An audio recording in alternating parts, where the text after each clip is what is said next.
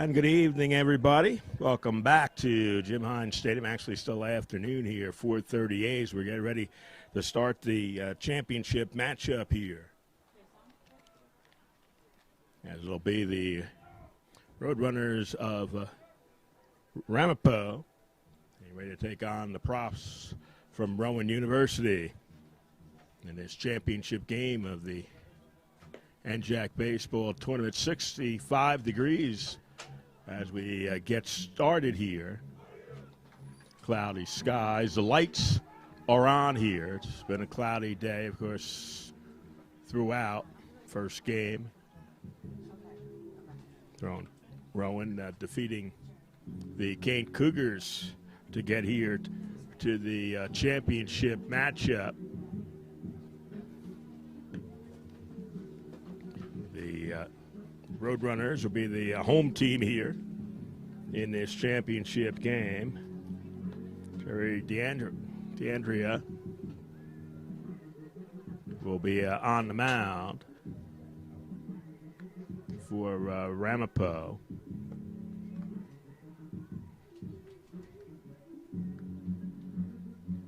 DeAndrea with a 5-3 record. He has a 2.27 earned run average. This is his 11th appearance. All starts. Has 3 complete games. 71 and a third innings. He's given up 62 hits, 23 runs, 18 earned. Walked 31 and struck out 73.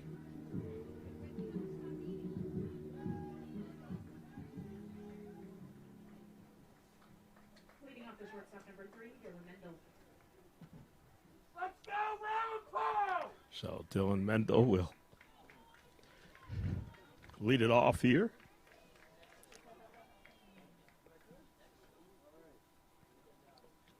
Let's go! 13-8 was the final score in our first game, with Rowan defeating Cane University. So we're underway here in this championship game.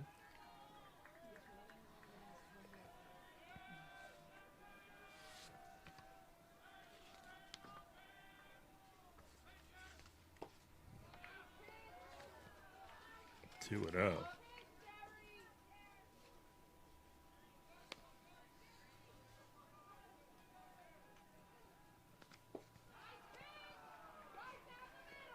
So 3-0 to start things off.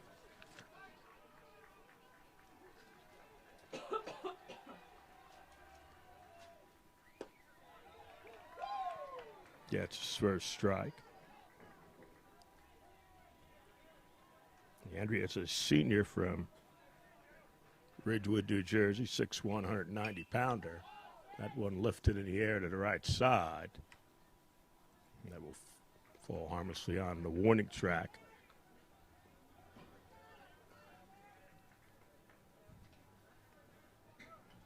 So a full count here.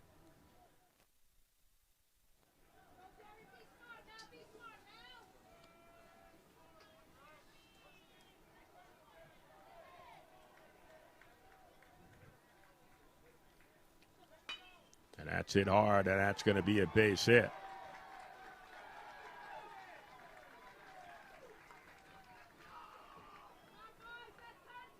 Rowan Radio 89.7 WGLS FM. I am Joe Stauffenberg. With me is Mark Acitelli. We are here at the campus of Cane University, Jim Hines Field, for Profs baseball. The NJAC championship is on the line between the Ramapo Roadrunners and your Rowan Profs.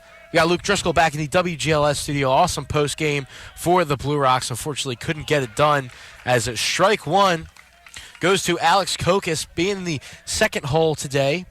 Dillon Mendel was able to get on base. Grounder right up the middle. Kokis is going to take one to deep left field and will be caught for the first out of the game. Tremendous hitting from Alex Kokis despite not getting the hit.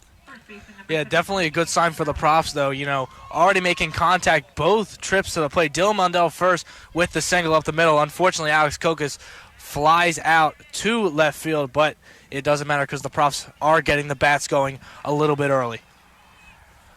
Next up, Anthony Harold playing at first base.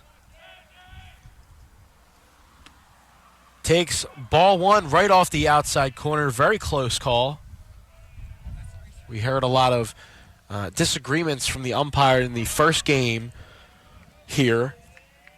A little bit of bigger of a strike zone, but nevertheless, if you're consistent about it, bigger the strike zone, the better. It means that guys want to hit more as Anthony Harold takes the second strike.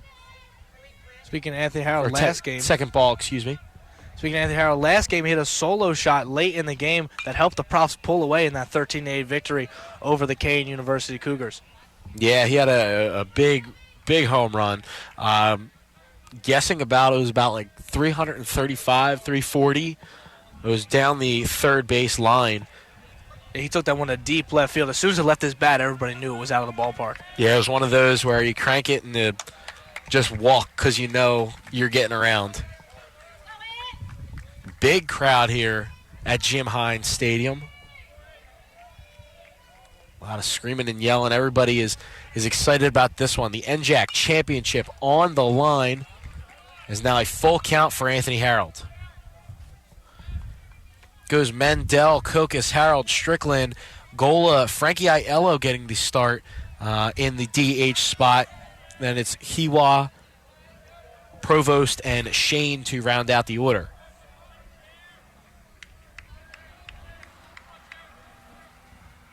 The 3-2 pitch. No, they will throw over, try to get Mendel over at first. Doing the pitching today for the Ramapo Roadrunners, Jerry DeAndrea. Harold fouls one back once again. There's been a lot of back and forth with both of these teams.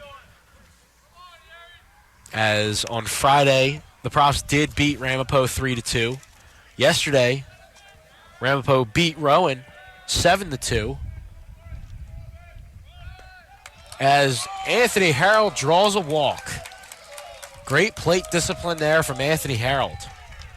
That's something we've been talking about with the Profs all season. Plate discipline has been one of the keys to their success. That's why they're ranked number 7 in the country when it comes to NCAA Division III baseball polls. Yeah, this team is very good. Even though if they don't win tonight, I would think that no matter what, they're getting an automatic, not automatic, but more than likely the at-large bid to the NCAA tournament. Made it last year as Monty Strickland takes strike one. Questionable call there. Never want to leave things to chance, though, so the Profs definitely going to want to get the victory in tonight's game against Ramapo. Absolutely.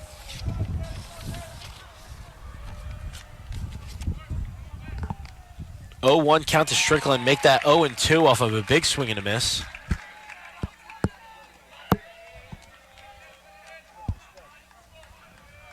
Strickland now down 0-2 in the count. 1 out here in the top of the first. Rowan in there.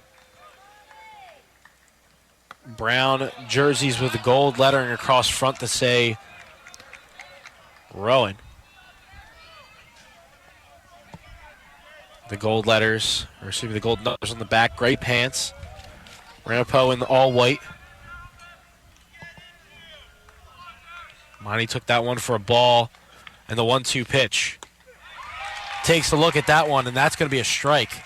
Monty wanted that one back. There's now 2 outs here in the top of the first, bringing up Kyle Gola. DeAndre already shown that he likes that outside corner of the plate. Loves it. So we're going to probably see a lot of outside corner pitches from DeAndre in the upcoming at-bats, and we'll see if the Profs are able to adjust to it as the game progresses. All about adjustments here. Jerry DeAndrea, first strikeout of the day.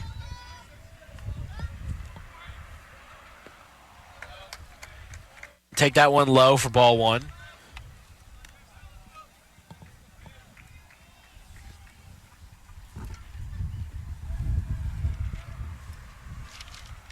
Goal the 1-0. 2 outs here. Pitch in low. Once again in the dirt for ball 2. The count 2-0. 2 outs here for the Profs. Early on. Top of the first.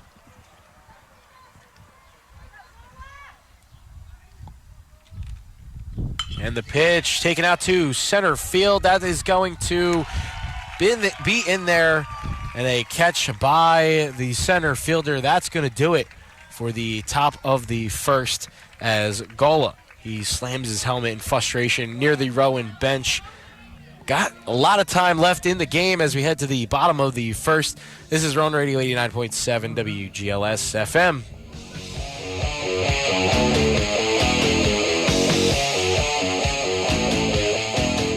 WGLS programming is sponsored in part by the ARC Gloucester, a nonprofit organization which serves the needs of people with intellectual and related developmental disabilities and their families through education, advocacy, and direct services. The ARC Gloucester offers adult training and employment services, recreation programs, and community living arrangements. For more information on ARC Gloucester services or various employment opportunities, the phone number is 856-848-8648.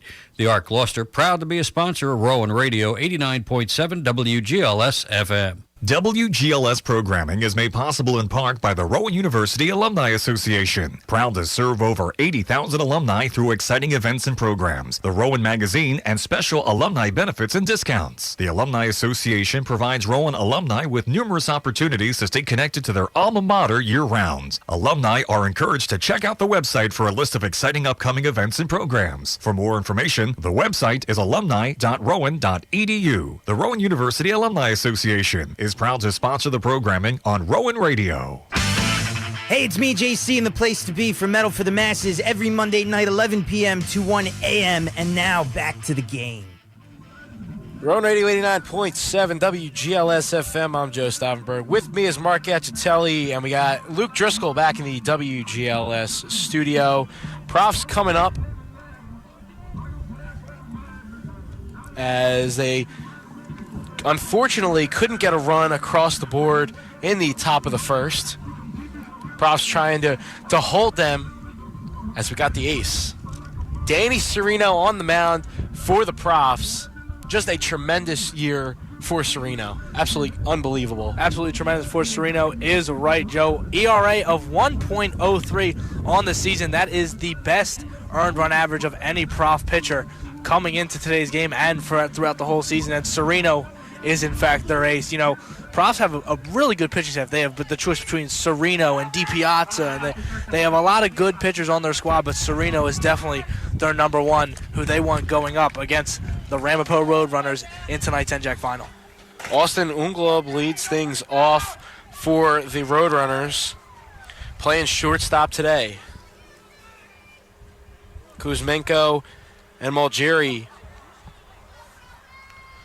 also due up this inning. Danny Serreino starting things off for the Profs. Nobody else you would want to start the NJAC championship final.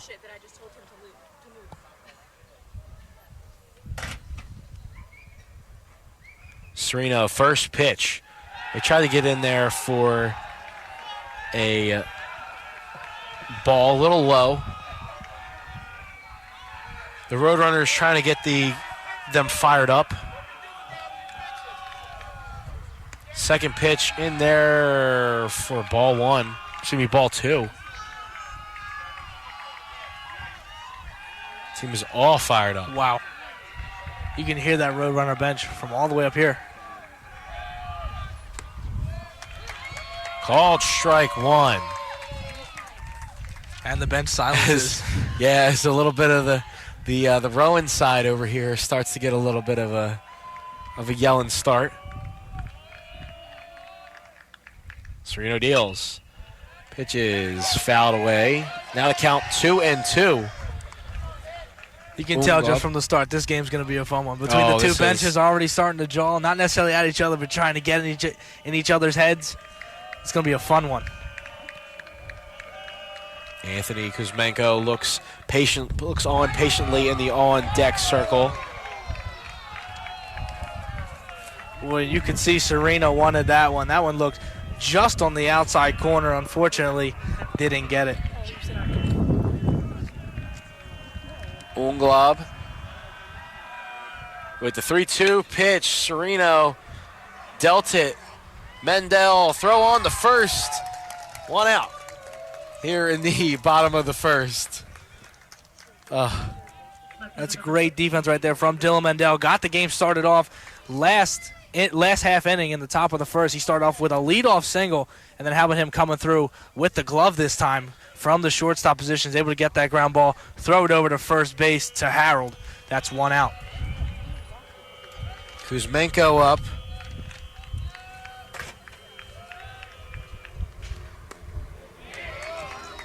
Takes strike one. The top of the order. Playing left field. Serreino, the deal. Popped up. Strickland's come on. Provost is up, and actually making the catch there is Mendel. A guy that I didn't even say that was around the area coming out of nowhere. Mendel makes the catch, and now 2 outs here. You can see Provost backing up off third base, trying to track that fly ball. Then you have Moni Strickland coming in from left field. He came in, and all of a sudden Mendel flies in from shortstop, gets in between the two of them, calls him off, makes the catch. Mendel off to a hot start, doing it with the bat and the glove. Well, Joe Malgiri up, center fielder for the Roadrunners. Connor Walsh sits in the on-deck circle.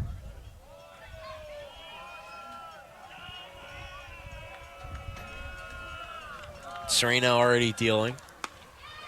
On the outside corner, you're talking about DeAndrea getting the one on the outside corner. It looks like Serreino might get it as well. Well, if Sereno's been paying attention to how the strike zone was in the top half of the inning, he certainly should hit that outside corner. Got it on there as well. 2 pitches in a row from Serreino hitting that outside corner. He's seeing something he likes. I wouldn't be surprised if he actually decided to move it over to the inside, see if he can trick the hitter. Serreino, the 1-2 pitch. Foul tipped and away. Only if Hiwa had the catch, they would have had him for a 1-2-3 inning. Serreino just went for that outside corner for the 3rd pitch in a row. My prediction was obviously wrong, but he barely got a piece of that one. That one could have been strike 3 very well. That one's taken out to center field. Danny Shane under it and making the catch. 1-2-3 inning. The Profs sit the Roadrunners down as we head to the top of the 2nd inning. The Profs trying to get the first run aboard for their team. This is Rowan Radio 89.7 WGLS FM.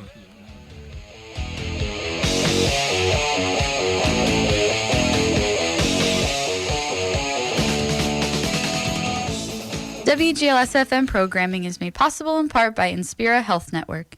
Bringing advanced care and state-of-the-art technology, Inspira Health Network offers access to South Jersey through its 150-plus locations in Gloucester, Cumberland, Salem, Camden, and Atlantic counties. For more information on services, specialists, locations, appointments, and more, the number is 1-800-INSPIRA or the website is inspirahealthnetwork.org. Inspira Health Network is proud to support the programming on Rowan Radio. WGLS FM programming is made possible in part by Haibu. Haibu makes it easy for you to compete online. Websites, online listings, search and social marketing, display ads, and more. Haibu creates all the digital marketing you need. For more information, the website is haibu.com. That's HIBU.com. Haibu is proud to support Rowan Radio. Hey, it's A-Train from the Vinyl Frontier, heard here Thursday and Friday nights at 11 p.m. Now, back to the game. Rowan Radio 89.7 WGLS FM. Joe Stauffenberg here alongside Mark Acitelli. We got Luke Driscoll back in the WGLS studio. The Profs sat down the Roadrunners 1-2-3 as Danny Serreino pitches a great inning for the Profs. Now leading things off, Aiello, and then it's Hiwa, and then Provost. Provost, one of the second team all-conference, one of the 2 players for the Profs. The other one is pitcher Andrew DiPiazza as the Ball is fouled into the netting. And to Provost's credit, I don't think many people know, he's a freshman. He's still got plenty of Profs baseball ahead of him. Yeah, the way that he's been playing this year is absolutely incredible. As strike 2 goes by, both on the offense and defensive side, he's made the Prof-tastic play of the week a few times. I'm sure we'll see many in his future as the ball is hit right up the middle. Aiello gets on base with nobody out. 2 straight innings now that the Profs had the lead runner on and hit a single. You're talking about Prof-tastic play of the week. You know, of course, Provost is going to get a few of those, especially because he plays third base, playing the hot corner. A lot of web gems, as they would call it in the majors, are from third base because it's such a hard position to play. The ball comes in so fast, you have to get it and then throw it all the way across the diamond to first base for the out usually. It's a hard position to play, but I feel like it's a fun position to play. As looks like they're going to bunt Hiwa, push bunt right up first. As they're just going to tag him out. They do get Aiello over to second, which is the more important thing. They'll take the run for the runner moving over. As that brings up the man that we were just talking about, Justin Provost. It's been either basically been playing third base or DHing.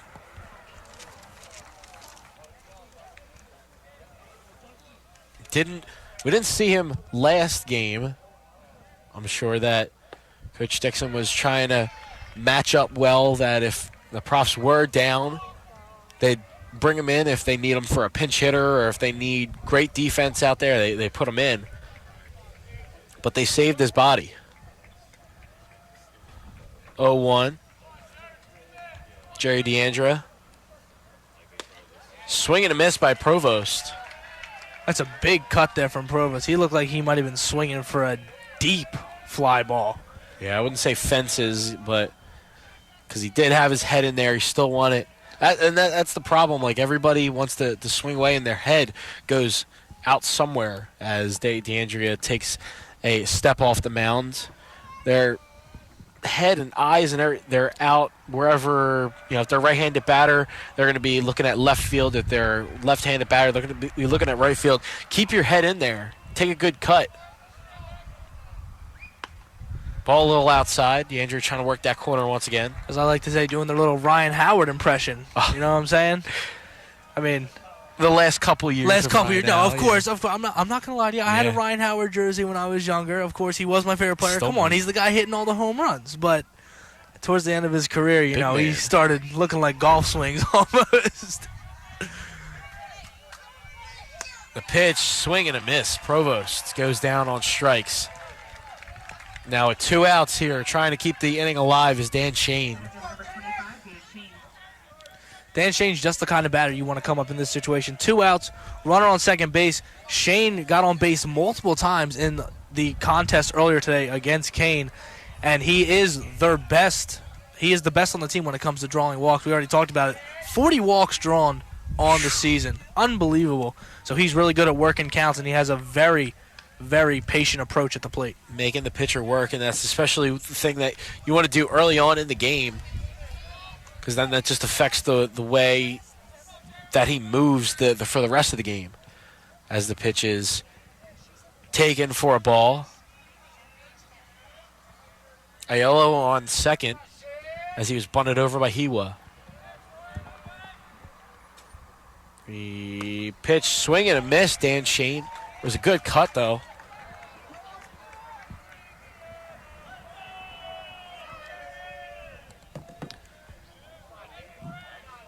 DeAndre is looking for his sign. Taking a little bit of time, though. Wouldn't be surprised if we see a timeout call here. It's taking a long time.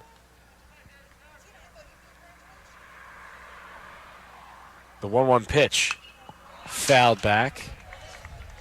Joe, I think something interesting to point out with Dan Shane, you see the way he comes to the plate, the way he has his batting stance really works out with how patient he is at the plate. You see him getting into the box. The second he's ready, he lays the bat on his shoulder. You know how a lot of guys have active hands, kind of swinging the bat around. As soon as he's ready for the pitch, he'll lay the bat on his shoulder and wait for the pitch to come in and then swing. He just rests it on his back shoulder. Doesn't even move his hands. The 1-2, a little high. Maybe that's his own technique of maybe calming himself down at the plate, trying to keep himself patient. I mean, well, we would have to ask Dan Shane that. He would probably be able to give us the answer, but just something really interesting you don't see a lot of people do. A lot of people keep their hands active. They don't want to let the bat kind of die in their hands. He just drops it on his shoulder.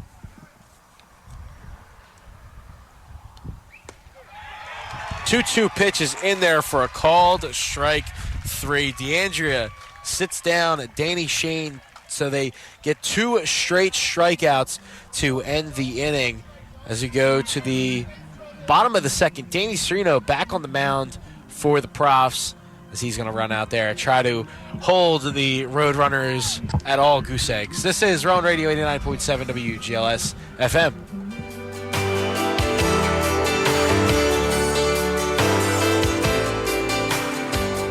WGLS programming is made possible in part by Barnes & Noble, the official bookstore for Rowan University. Located at 201 Rowan Boulevard, Barnes & Noble is your #1 choice for Profs gear, as well as a wide assortment of gifts, accessories, and sportswear.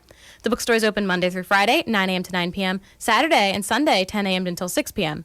The Starbucks Cafe opens 8 a.m. Monday through Friday, and Saturdays and Sundays at 10 a.m. For more information, our website is rowanbookstore.bncollege.com. The Barnes & Noble Bookstore is proud to be a supporter of Rowan Radio, 89.7 WGLS FM. WGLS FM programming is made possible in part by the GRASP Coalition, an initiative of the Southwest Council. The GRASP Coalition is dedicated to preventing the abuse of addictive substances through strategic community partnerships. The GRASP Coalition is currently looking for passionate collaborators to join their prevention efforts. For more information on the GRASP Coalition or the Southwest Council, the website is southwestcouncil.org/GRASP. The GRASP Coalition and the Southwest Council are proud to support the programming on Rowan Radio. Hey, it's Lee Kirshner from the 80s Arcade, Saturday mornings from 10 till noon, only on Rowan Radio 89.7 WGLS FM. And now, let's get back to the game. Rowan Radio 89.7 WGLS FM. Joe Stauffenberg here alongside Mark Acitelli. And we got Luke Driscoll back in the WGLS studio, leading things off for the Roadrunners this inning. Connor Walsh. Danny Serreino still out on the mound for the Profs. Got an inning under his belt, keeping that ERA down. Already coming in with a low ERA.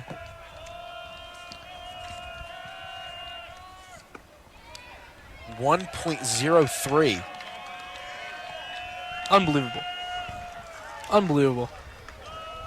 Maybe he can constantly come out and not give up any runs. I mean, there was a point where he went, I believe it was 32 innings.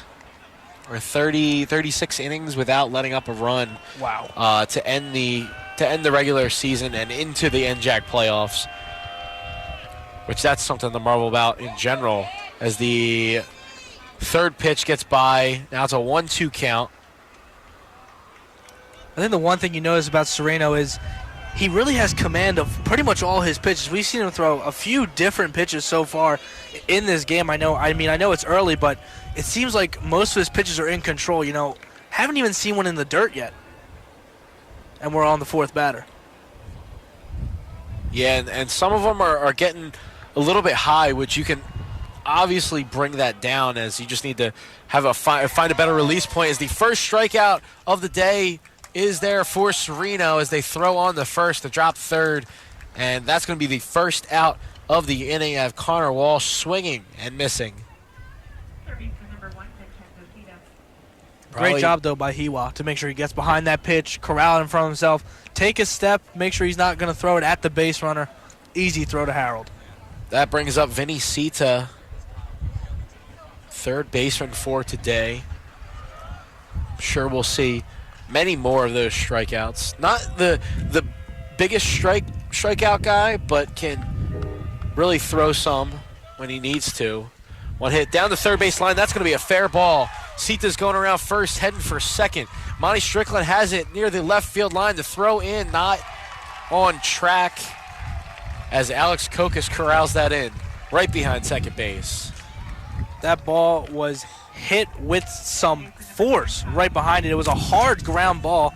Went past Justin Provost. He just could not get there. I mean, that ball had some heat on it coming off the bat because it had some heat coming out of the hand of Serreino. Nonetheless, it bounces just inside the base. And it's going to be a double for Vincenzo Sita. Bobby Shannon up now with one out here in the bottom of the second. Profs have not scored in their first 2 half innings. Big swing and a miss for Shannon. He's going to try to bring him around.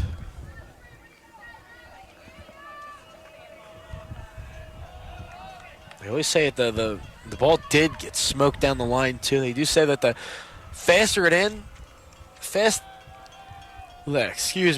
faster it goes in, the faster it goes out. So I could see that. You obviously see it right there. It was smoke down the line. Unfortunately, Provost couldn't get that. But by the time he even moved his feet, the ball was already almost at third base. There was nothing Provost could do about it on that play. And we had just talked about him making all these web gem type plays at third base. That's not an easy thing to do, to get the ball, past Provost. They don't call it the hot corner for nothing.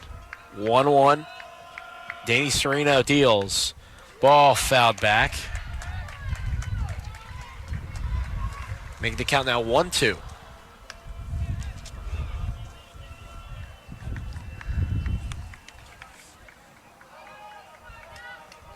Serreino, 6 wins on the season, tied with DiPiazza for most on the team. Actually, DiPiazza did get 7, his 7th win, and that was on Friday against the same Ramapo team. Yeah, we were talking about it earlier in the first game as the ball came in. The count 2-2, that we might see DiPiazza later on in the game. We wouldn't be surprised, just because Rowan would try to want to shut down the Roadrunners as the ball is hit and might have bounced off the plate with foul. Yeah, you see that. I remember, I believe it was a couple years ago when Madison Bumgardner came in and to close the ninth when they faced the Royals, and you had to shut them down. You got to do anything to shut these guys down, and so with a pitcher like Madison Bumgardner, it's exactly what you bring him in to do. Swing and a miss. Actually will be fouled. Just getting a piece of it was Bobby Shannon. I was wondering why Hiwa really couldn't corral that. Looks like it just tipped off the end of the bat. We didn't even hear a noise. That's how slight of a tip it was. Nonetheless, we're still with 2 strikes. Serreino trying to get his 2nd strikeout of the day. I was also wondering why Bobby Shannon didn't run, as if it was drop 3rd strike, you have a chance to get on. Swing and a miss. Got him. 2nd strikeout of the day. Bring up Kyle Boozer.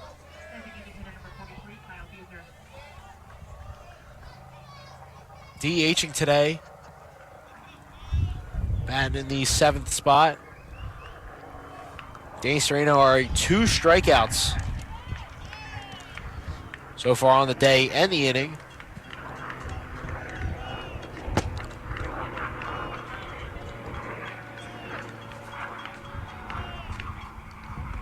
Pitch on the outside corner, got it for a called strike 1.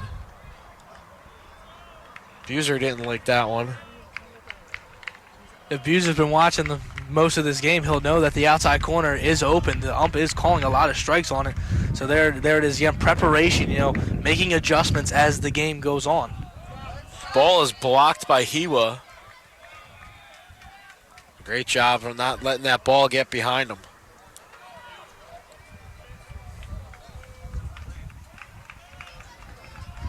We saw Zach Leach in the first game. Both guys batting in the bottom half of the order. The 1-1. High. Quick work there from Hiwa, getting from bottom in that catcher's stance all the way up top.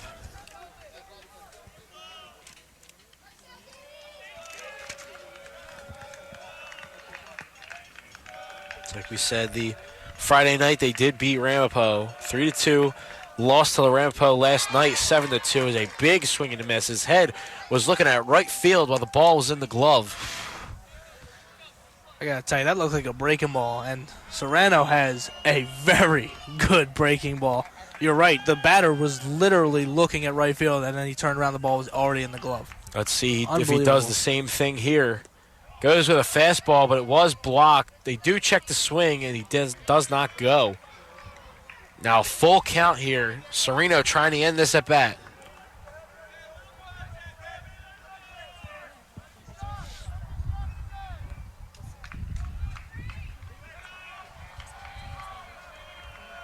Serreino constantly checking the signs here. Went through basically all of them. Let's see if we can get him here. 3-2 pitch. Swung on and missed. Strike three strikeouts this inning for Serreino. And that will do it for the bottom of the second. The Roadrunners once again held scoreless by Danny Serreino as you go to the top of the third. You're listening to Rowan Radio 89.7 WGLS FM.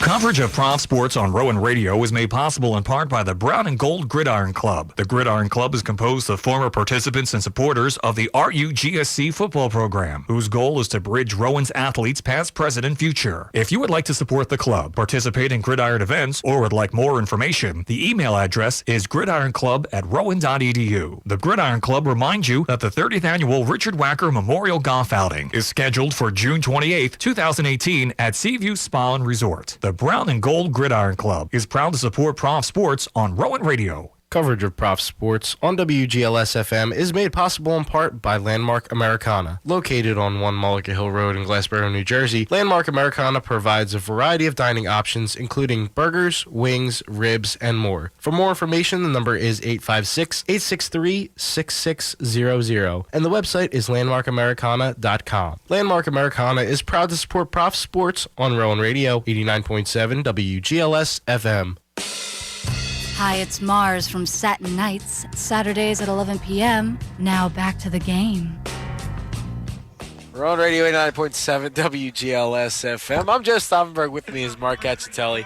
We got Luke Driscoll back in the WGLS studio. The Profs up here in the top of the third inning. Leading things off is the top of the order. Profs already have batted around in these 2 innings. Dillon Mendel led things off the game. Led the game off with a single. Trying to lead off the third inning with a single as well, possibly more. Ball's fouled away. Jared DeAndrea still on the mound here for the Roadrunners. Like you said, Mendel led off with a single in the first inning. He also did a lot of work with his glove, as we talked about during that inning. Bottom of the first, he caught 2 fly balls. Ball outside. Great eye by Mendel. Mendel very flexible out in the field. Play a lot of positions. 1-2 is taken outside. 2-2. That's what you want as a player, though. You want to be versatile. It's all about versatility. I mean, look at the Phillies, for example, with Scott Kingery. He plays everywhere. Second base, third base. He plays in the outfield a little bit. Kingery can pretty much do it all. Ball is tipped away by Mendel. But especially in college baseball at this level, I think versatility is the most important thing because, you know, all these guys want to get on the field, but there's only 9 positions. You talked about it last game when we brought up your interview with Coach Dixon. He said he's got so many good players that he has to pick from 9 of them. And, you know, the lineup changes sometimes. But, you know, the more versatile you are, the higher chance you have of being selected. Yeah, because you have more chances at positions. 2-2 pitch taken. High pop-up right behind second base. Kind of shallow right center field. And making the catch there was Bobby Shannon. Got under the ball. Thought it was going to break. Broke a little bit late as the curve went in there. Nevertheless, a fly out to second base. That's going to bring up Alex Kokis. Kokis against Rutgers Camden was one away from making school history, or at least tying school history, with the most hits in one single game with 6. Wow. He's also a home run away from the cycle. There is a short back to the pitcher, ground out, throw on the first and in time. Yeah, that pitch to Kokis was a little bit inside from DeAndre, and of course it hits basically almost hits him on the hands. Little dribbler bounces right back to the mound. All he had plenty of time. He could take a step, corral it, and then throw it to first base for the easy out. Man, who knows now? It might be whoever scores the first run of the game. It might be the only run of the game. I mean, this is so much more fast-paced compared to the last game the Profs just played against Kane just maybe an hour and a half ago. That game, if you look at the time, we probably went over 3 hours of broadcast doing that game on Channel 2. And, we're already in the third inning, and we are just about 40 minutes in. Strike 2 now, as now a 1-2 count for the big man, Anthony Harold. He's going to try to fight this one.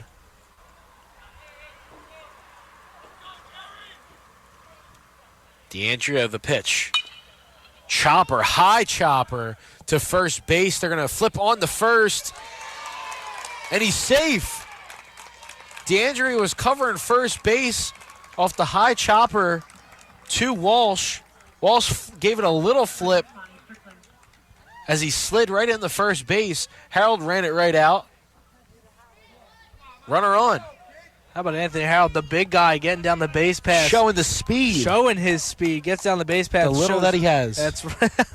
Still made it. Still made it. He did. That shows why you never give up on a play right Absolutely. there. Ball bounced. The thing is, guys, it bounced to the first baseman, so he would have thought he was out, but he legged it out. Pitcher just could not get over quick enough as the first baseman tried to toss it over.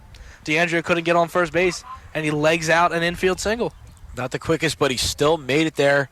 It's all that counts there. We're now with 2 outs and a runner aboard. Monty Strickland up. Strike 1, even up the count. Boy, DeAndrea really loves that outside corner. He continues to paint pound that outside corner. That's exactly what you need to do, especially as a pitcher and a strikeout guy. That's what you need to do, as he just did it there again.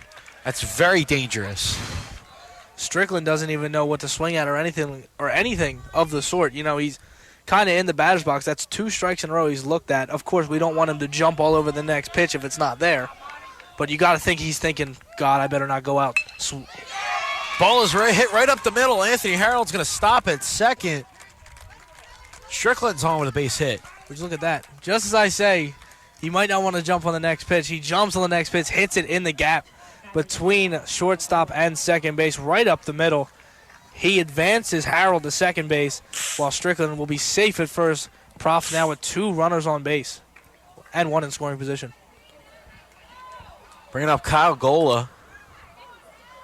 Yeah, that Harold-Strickland combination, very dangerous during this year. It's always been that 3-4, the 4-5.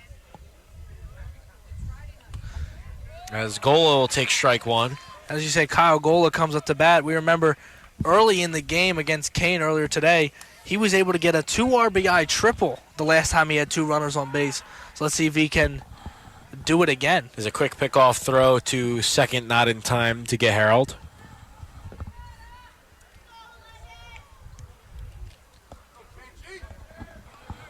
Goal at the plate. The count 0-1 with 2 outs. Pitch on the outside corner, strike 2. He doesn't stop. He loves that outside corner. Especially got the breaking ball there, using that as to paint the corner. Folks, expect us to be talking about the outside corner a lot because we still have 7 innings to go. Yeah, it might come down to that last strike or a key strike being on the outside corner. As the 0-2 pitch just off the corner now. Bringing the count 1-2. Goal is going to have to fight it.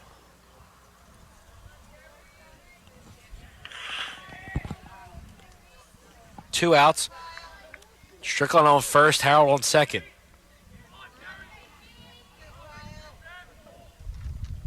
DeAndrea, the 1-2. Goal swung on, fouled right before the Ramapo dugout.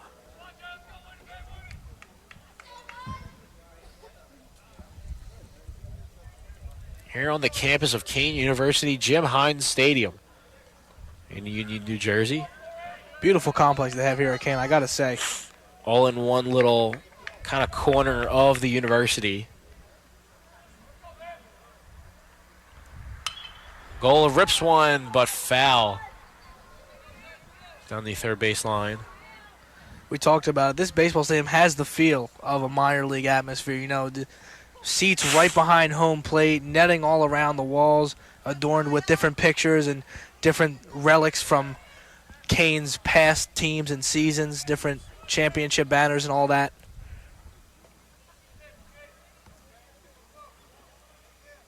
The 1-2. Taken a little low. Bringing the count to even. One thing that I do like that Rowan has at their field, though, they have the little bleacher area out in left field called the Nest. Yes. I absolutely love Little that. student section out there. I like the little... Yep. With 2 outs.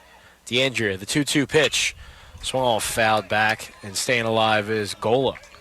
Of course, Rowan Radio, very familiar with the baseball field, as the baseball field is right outside Bosworth Hall, which is where Rowan Radio is located.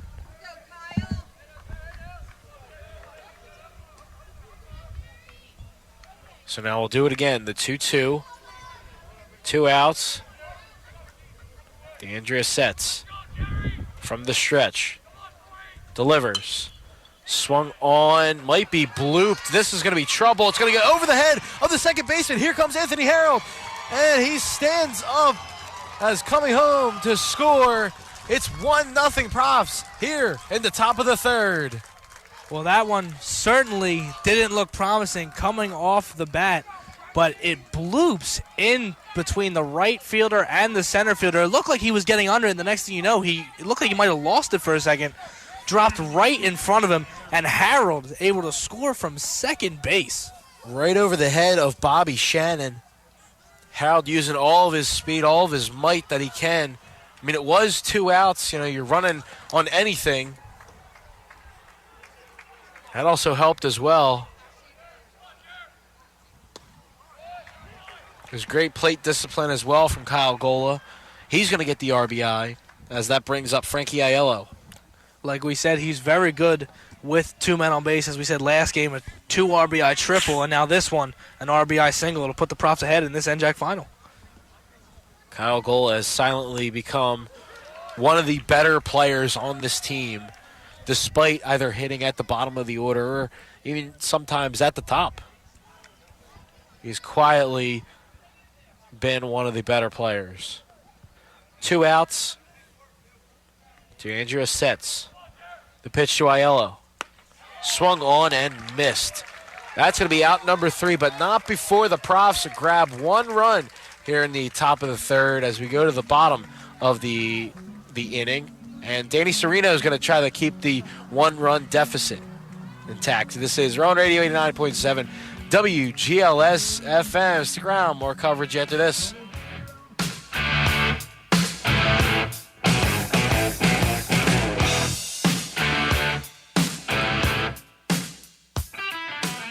WGLS FM programming is made possible in part by South Jersey Gas. If you struggle to make ends meet, South Jersey Gas can connect you to financial assistance programs to help pay utility bills. If you are an eligible senior, disabled, or low to middle income customer, visit southjerseygas.com/assistance programs, or you can call 1-888-766-9900. South Jersey Gas is a proud supporter of the programming on Rowan Radio. WGLS programming is made possible in part by the Rowan University Alumni Association, proud to serve over 80,000 alumni through exciting events and programs, the Rowan Magazine, and special alumni benefits and discounts. The Alumni Association provides Rowan alumni with numerous opportunities to stay connected to their alma mater year-round. Alumni are encouraged to check out the website for a list of exciting upcoming events and programs. For more information, the website is alumni.rowan.edu. rowan.edu. The Rowan University Alumni Association is proud to sponsor the programming on Rowan Radio. Hey, it's me, JC, and the place to be for Metal for the Masses every Monday night, 11 p.m. to 1 a.m. And now back to the game. Rowan Radio 89.7 WGLS FM. Joe Stauffenberg here alongside Mark Gacitelli, and we got Luke Driscoll back in the WGLS studio. Top of the third, the Profs scored one. Made a 1-0 game. The first score of the day. As now coming up to the plate, Liam Duffy. Then it's due up Matt Chemis. And then the top of the lineup, Austin Umglob.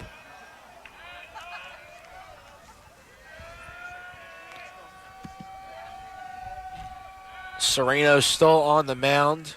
Got 3 strikeouts for the outs last inning. They did allow 1 runner on base, so not striking out the side. Serreino got the 0-1. See if he can get it 0-2. He does off the foul ball coming from Duffy. It's been solid playing catcher so far today for the Roadrunners.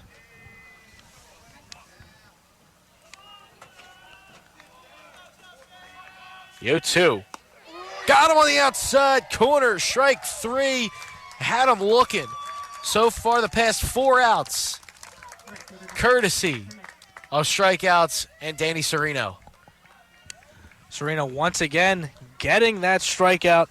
He's really heating up so far at Kane University, taking on Ramapo. Great work from Serreino. Let's hope he can continue it and get the Profs out of this inning once again. Another big pitch from Serreino. A swing and a miss. Ramapo just looking very confused right now when getting to the box. Big bender. Got to bring that down. This was a little high. Throw it again. It might be dangerous.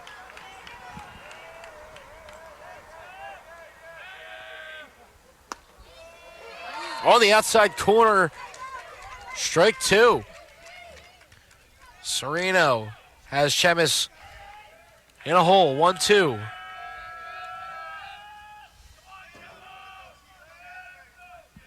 The 1-2 pitch.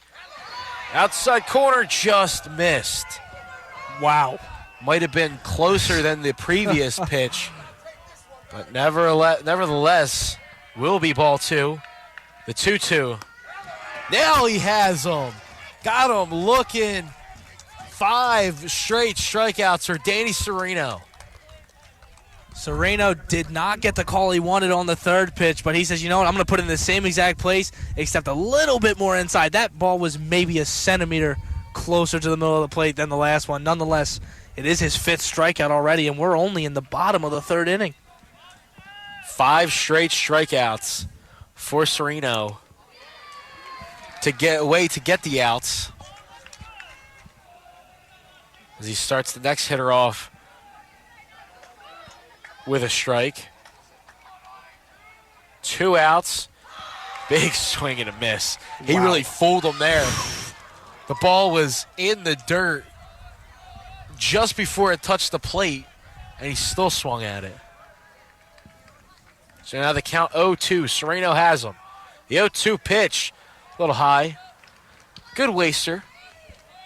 Might get 1 or 2 of those for a swing and a miss. Serreino takes a huge deep breath. 1-2 pitch. Swung on. Driven out to center field. Under it, making the catch, Dan Shane. And that will do it. Great pitching by Danny Serreino. 2 strikeouts that inning. And a fly out to Dan Shane out in center field. We're going to go to the top of the 4th inning. The Profs up 1-0. Trying to get more insurance runs in the 4th. This is Rowan Radio 89.7 WGLS FM.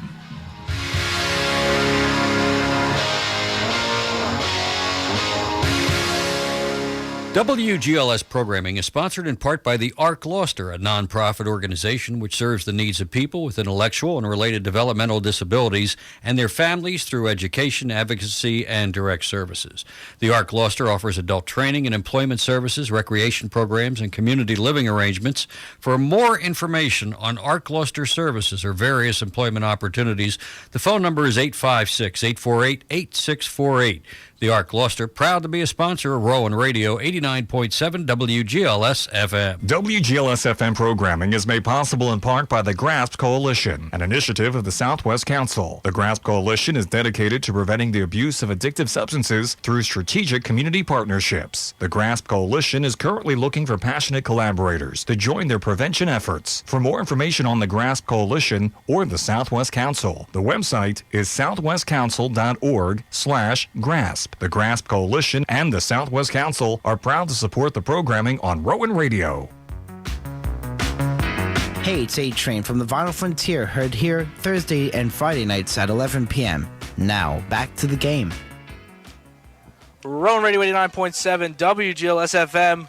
Welcome back to Jim Hines Field for NJAC final action between the Profs and Ramapo.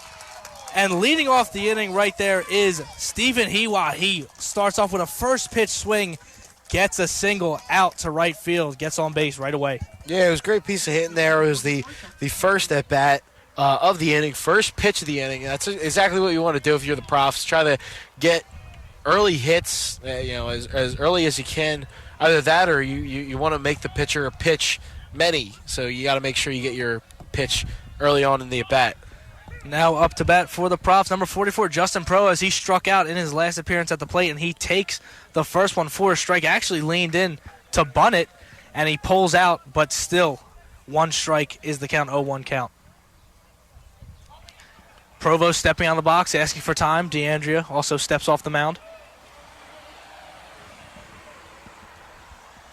Hiwa starting to lead off third base. DeAndrea takes a deep breath. He's ready to throw the second pitch. He fires again. Provost goes for another bunt opportunity. Pulls out. It's going to be a 1-1 count. Now, I know that Provost has the speed and he has the ability to get to first and, obviously put the ball on the ground to move the base runner over. But, if Provost is one of your better hitters, why would you want him to bunt? Just a questionable call. DeAndrea throws, deals, foul tip by Provost. Goes back to the backstop. 1-2 count in favor of the pitcher, DeAndrea. But you're right, Joe. Provost is one of the best hitters on the team. That's why he is second team all-conference. And he's shown his true colors throughout the season, even though he is a freshman, and he's done a great job implementing himself into the squad. 1-2 pitch. Outside, ball 2. Count drops to 2-2. Yeah, it's a great fight for Provost. He's got the eye. Especially you want to take as many pitches as possible. Try to get the pitcher working. And no matter what, get Hiwa over second. DeAndrea sets. Fires the 2-2 pitch. Swing and a miss. Provost strikes out for the second straight time.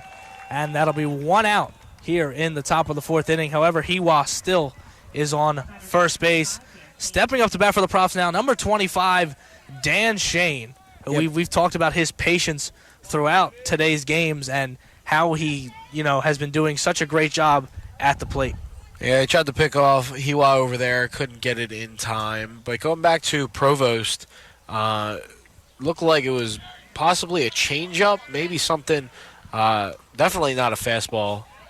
It did look like it, though, his pitch comes in there for a strike. It looked like it, which that's exactly what the changeup is. It might look like a strike, but then all of a sudden it starts to slow up just a tiny bit. So I think he was looking for the heater there and got the changeup. The 0-1 pitch. Ball hit out to right field, but it is going to go foul. And Dan Shane already behind. It's an 0-2 count. Shane does like to work counts, and we've talked about his patience at the plate. Let's see if he can draw some balls thrown by DeAndrea, or maybe at least get the ball in play. The 0-2 pitch, high and outside, ball 1. Dan Shane kind of struggled in the first game. Let's try to see if he can rebound here. I mean, it would be awesome if he can rebound just because of the confidence level. And the 1-2 pitch, Shane pulls one, and it's going to be foul. He pulled it hard towards the third base side. Looked like it might have bounced over third base, but the umpire says it bounced on the wrong side of third base. It's going to be a foul ball as Dan Shane continues the fight in this count. Yeah, it was a very close call there, and I don't think he would have really made it over the third. It was just made, one runner on second, one runner on third. And now Shane takes the 1-2 pitch swinging, and he'll strike out just like Provost before him. 2 outs here in the top of the 4th inning. Stepping up to bat, Dillon Mendel for the Profs. Mendel had a single in his first at-bat and flew out on his second.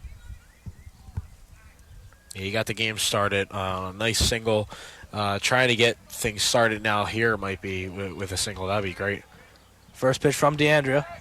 Instead, he decides to try and get Hiwa at first base with a pickoff attempt. Hiwa gets back safely, and we'll do it again. Yeah, well, no, I want to make if I'm a pitcher, like I would want to make sure that I get the batter. If I have 2 outs, I already know that I've worked 2 outs. Why would I even want to try to throw over at first? And once again, DeAndre tries to pick off Hiwa again. Hiwa having none of it as he gets back to the base. That's 2 attempts. I mean, it's not in like a row. not like he was taking like 45-foot leads. That's true. And it looks like somebody called time. Somebody called time, yeah. So we're going to redo that one. He kind of lofted it in. Almost looked like he was about to go for the intentional walk, but then it looked like, I guess, time was called. Maybe they're changing balls. Right, yeah, right at the last second. Right at the last second, I think he asked for a new ball. DeAndrea fires. Strike on the outside corner. 1-1 count. Yeah, a lot of painting corners here. That's the key. If you really want to be a dominant pitcher, you have mix up speeds and pitches, but painting that corner just like he did there. Another strike. Same exact pitch, same exact place, and now Mendel falls down in the count.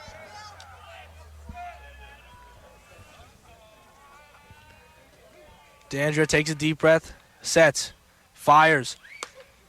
Looking for the outside corner once again, except this time he's going to throw a ball. It's a 1-2 count to Dillon Mendel. DeAndrea, as we've talked about this whole time, loving that outside corner. Keeps trying to hit it on every batter.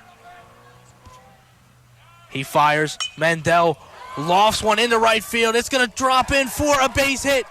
Coming around third is Hiwa. He's going to go for home.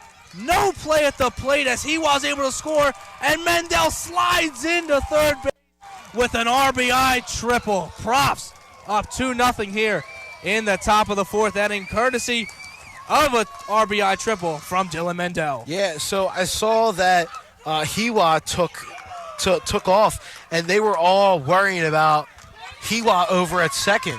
All of a sudden, Dillon Mendel just throws his bat, literally throws the bat at the ball just to poke it to right field. And, Mendel, of course, being at the top of the lineup, you have to have speed. If you're in that corner, it's going to be trouble because you have to get the furthest throw.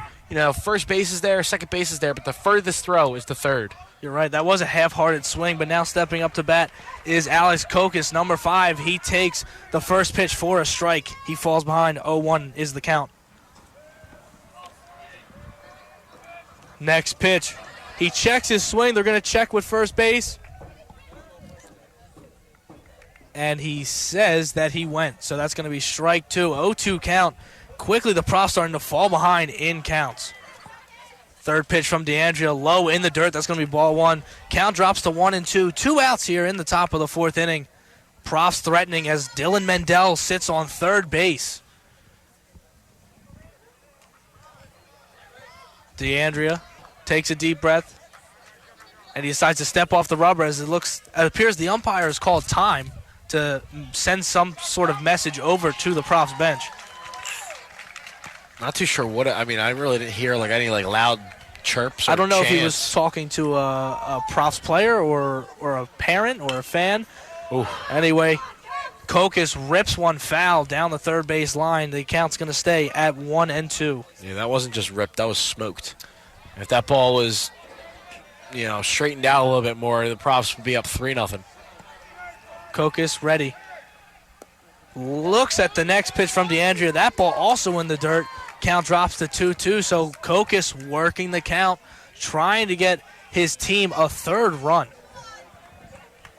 DeAndrea takes a deep breath once again. He gets ready. He sets, he fires. Kokis swings and misses. Another strikeout for DeAndrea. However, the Profs are able to tack on another run here in the top of the fourth inning. 2-0 Props. We're going to the bottom of the fourth. Ramapo's coming with the bat. You listen to Rowan Radio 89.7 WGLS FM.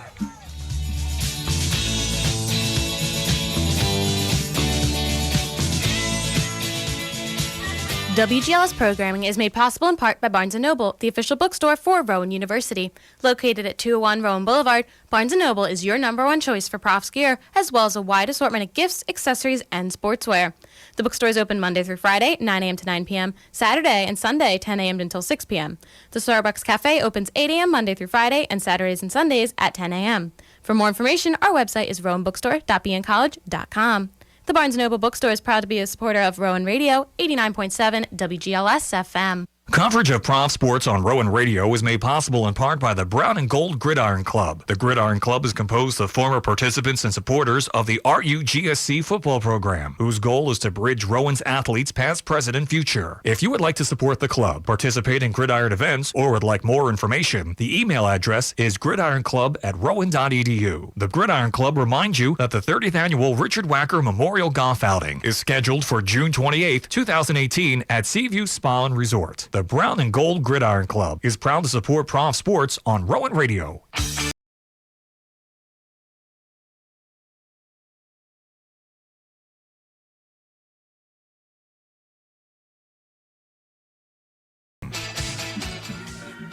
Rowan Radio 89.7 WGLS FM. Mark Atchelli here with my broadcast partner, Joe Stauffenberg. We got Luke Driscoll back in the WGLS FM studio here bringing you NJAC final between the Ramapo Roadrunners and, of course, your Rowan University Profs. We're in the bottom of the fourth inning. Ramapo stepping up to bat.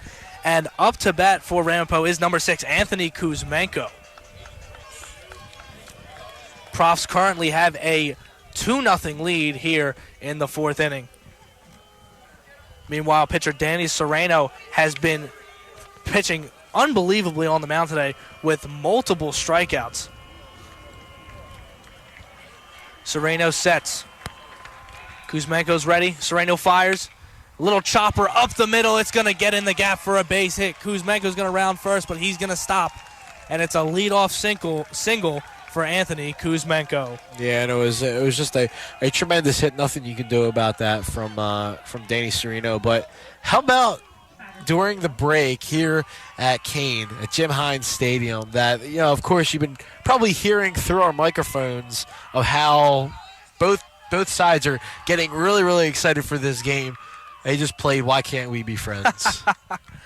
The irony is perfect. Yeah, yep. It's amazing. But stepping up to the plate for the Roadrunners now is number 12, Joe Majori.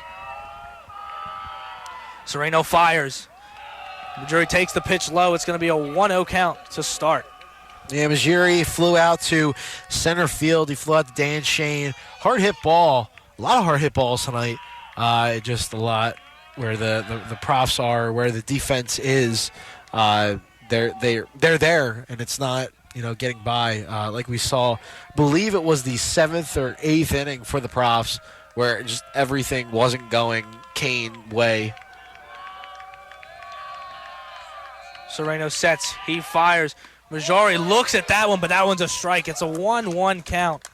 Great pitch right there by Serreino. Gets it to dip a little bit at the last second right down the middle. Majori was not having any of it. That was a beautiful breaking ball. It cut through the strike zone quick. Instead of a delivery, Serreino's going to try and get the runner at first base with a pickoff attempt. However, he is going to be safe. Kuzmenko slides back into first safely. And that's the second pickoff attempt by Serreino on Kuzmenko so far. And the 1-1 pitch to Majori. Foul tip caught by Hiwa. That's going to be strike 2. It's a 1-2 count. Majori continues to fall behind in the count. And Serreino's looking for another strikeout. Let's see if he can get it here. Wouldn't be surprised if he tries to paint that outside corner, just like Deandra's been doing for Ramapo. And it's a ground ball right to third base. Provost throws second. Can they get the double play? Instead, there's going to be no throw. However, Provost is able to get it over to the second baseman, Kokis. No throw from him, but it is going to be a fielder's choice and 1 out for the Profs in the bottom of the fourth inning. Yeah, it was a good job by Provost. Heads-up play of trying to get the lead runner. So now instead of having a base runner in scoring position, now you only have a man over at first. The double play is still intact here by Connor Walsh. He did strike out the last time that he did bat one of Sereno's 4 strikeouts during the day. Now Serreino sets, and he fires to Walsh. Ball is on the outside corner for strike 1. Danny Serreino as well as Jerry D'Andrea, both starting pitchers, loving that outside corner. It's an 0-1 count early on to Walsh. Walsh loosening up his bat, trying to get himself loose and ready for the next pitch. Serreino winds up and delivers. It's a pop-up going to deep right field. Underneath it is the right fielder, and he's able to get it. That's Gola out there in right field. Kyle Gola with the easy catch. 2 outs now here in the bottom of the fourth inning. And, man, you can really feel the tension of every single pitch. It doesn't matter, if you're a fan of either team, if you're a coach, if you're a player. It doesn't matter. You can really feel the tension of every single pitch and that it matters, especially here in the NJAC Championship final game. Most definitely. Championship games are where most of that tension is felt. Serreino deals to number 1, Vincenzo Sita. He swings and misses. Ball was actually close to being in the dirt. Nevertheless, 0-1 count now to Sita. Serreino has been putting pitches all over the batter's box tonight. All over the strike zone. He's painted different corners inside and outside. Next pitch is fouled off by Sita. Now he falls behind in the count 0-2. And Serreino is 1 more strike away from getting the Profs out of this inning. Yeah, he could get his 5th strikeout here. The first one to Sita as he took him out to right center field the last time for a double. And Serreino deals the 0-2 pitch. High, ball 1. It's going to be a 1-2 count now to Sita. Yeah, that one got away from him. You're going to have a couple of those pitches every single game, and it wasn't intent or anything. It's just he released up top here and should have released a little bit lower. Gave him the heater too. Serreino with the 1-2 pitch in the dirt. Did he swing? It looks like he did. A little bit of confusion here, but I guess Hiwa was able to corral the ball and tag him out, and that is going to be the final out of the fourth inning. We move on to the top of the 5th. Profs leading 2-0. You're listening to Rowan Radio 89.7 WGLS FM.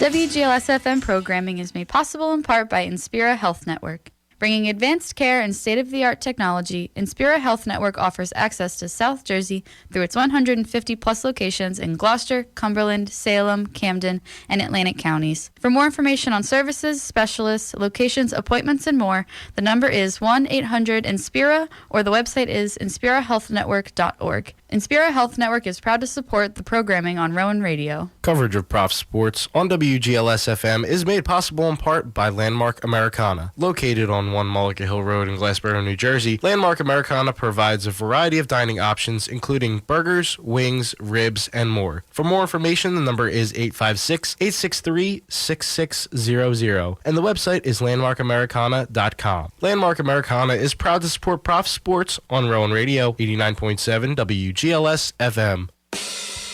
Hi, it's Mars from Satin Nights, Saturdays at 11 p.m. Now back to the game. Rowan Radio 89.7 WGLS-FM, top of the 5th inning. Profs up to bat now. They currently lead 2-0 over the Ramapo Roadrunners in this NJAC final matchup. Up to bat for the Profs, number 17, Anthony Harold. He takes the first pitch low and outside. It's going to be ball 1. Jerry D'Andrea, the pitcher for Ramapo, he currently has 6 strikeouts already in the game. He winds up and fires. Harold fouls one off. It actually goes over the netting, almost hits a car driving by. Instead, it's just going to bounce on the road and roll out. It's still a 1-1 count. Man, that netting is high. It is very high. And like you said, you mentioned it earlier, it's probably because there's all these houses behind it. Another foul tip from Harold. He falls behind in the count. Yeah, 1-2. I wouldn't want to move here if there wasn't any fencing. Kidding me? The way to replace my windows every 2 days. The way that ball came over the netting, it almost looked like that car driving by was about to get hit right in the windshield. Heads up. But it did die a little bit. Here's the 1-2 pitch. Down low to Harold. Ball 2. 2-2 count. Might have caught a little bit of Liam Duffy as he's going to...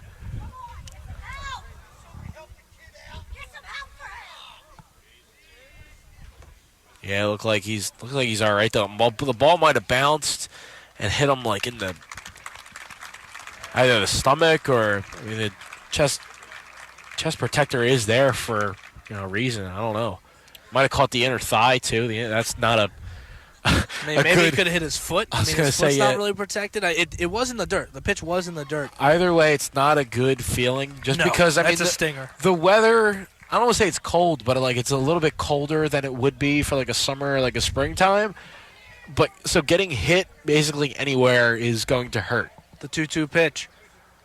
Ball low in the dirt again. That's the third ball of this at bat, and all three balls have been in the dirt. Now the count is full to Anthony Harold. We talked about this last week against William Patterson, and you got to be tough to play catcher. 3-2 pitch, lined into the outfield. That's a base hit for Anthony Harold. He'll round first, but he'll stop. A leadoff base hit for Anthony Harold. The Profs now have a runner on base. Yeah, it was a great hit there, but I'm very confused on why Anthony Kuzmenko didn't run in and try to dive for it. I mean, I know we're in the fifth inning, but I mean, take a risk now. I mean, I'm not, of course, Anthony Harold got on. I'm not saying, but I'm looking for Ramapo. You got to take a little risk. And this is the perfect time. You have a couple more innings. Mooney Strickland now steps up to bat. First pitch, he fouls that one off, and it's going to be out of play down the first base side. 0-1 count to Strickland. Man, the team is fired up. Fans, the team, the coaches, everybody wants to win this one.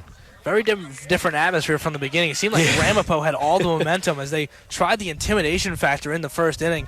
That, however, has subsided, and the Profs are now on top.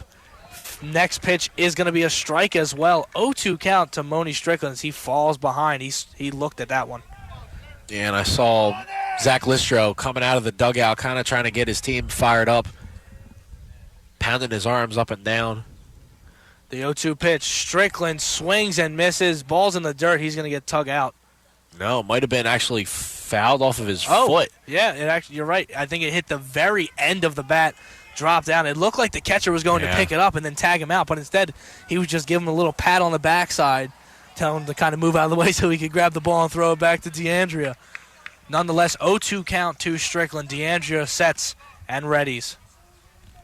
He fires. And Strickland fouls this one back off the pole of the netting right in front of us. You can still hear the ring. That is not the bunt spell. If anybody listening and you hear the bunt spell during our home broadcast, that is not the bell that rings. 0-2 count still to Strickland as he continues to fight. Next pitch, low and outside. Ball 1. 1-2 count now to Mooney Strickland.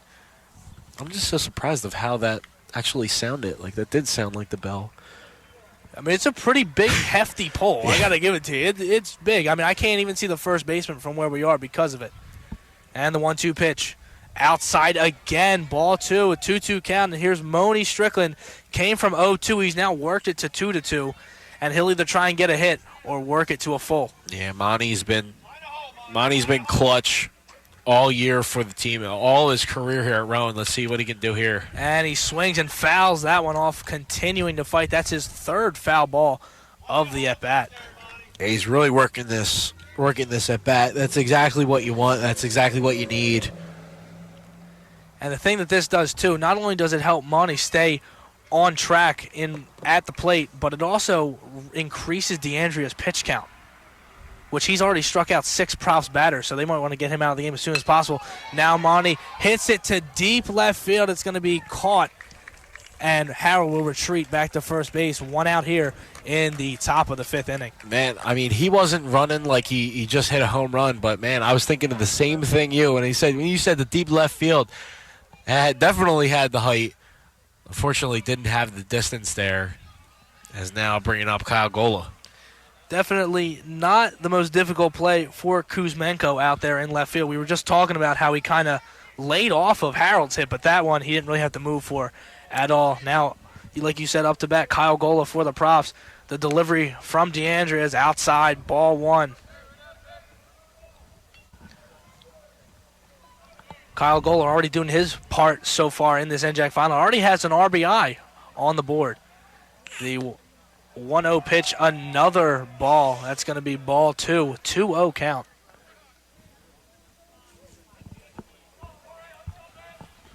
DeAndrea takes a deep breath, steps back on the rubber. He's going to try and pick off the guy at first. Instead, he can't get Howard. Howard slides in safe. And we will do it again. You know, Howard isn't the fastest base runner. I don't know why they keep trying to pick him off. They've continuously done that throughout this game. The 2-0 pitch looks like it's fouled off. It will be fouled off, out of play, down the first base line, and it will be a 2-1 count. Yeah, Harold's not the quickest, and you have double play depth with the second and shortstop, so it's like might as well try to get the double play here if you're Ramapo. 1-2 pitch, low. Sorry, the 2-1 pitch is low, and it's 3-1 now. Yeah, really good start for Gola here. Not swinging at the just off the plate strikes or just off the plate balls. Great job to fight it. Next pitch from DeAndre, hits it in right to third base. They'll get one at second. Can they get the double play at first? No. Gola is able to beat out the throw and save the Profs from having a double play turned against them. Great speed on the base path for Gola. Yeah, and I saw that the first baseman for the Roadrunners, Connor Walsh, he basically ran off the base after getting the ball from second base, trying to play it off like, all right, yeah, let's just end this. Let's just end this inning. Trying to get the call. Not gonna go out to the first base umpire over there. Now at the bat for the Profs, number 2, Frankie Aiello. He pulls down like he's gonna bunt it, but instead he decides to pull back, and that's gonna be ball 1. 2 outs here in the top of the 5th inning. Profs still leading by a score of 2-0. They do have Kyle Gola on first base, and they try and pick off Gola, but he didn't even have to slide in. He was able to step right back on the bag. That looked like a balk. It was pretty close. He went like he was going to throw home, but throw over to first. That was very... Aiello swings, lines one out to right field, right to the right fielder. Making the catch for Ramapo is Chemis, and that will end the top of the 5th inning. We head to the bottom of the 5th. Ramapo coming up to bat. You're listening to Rowan Radio 89.7 WGLS FM.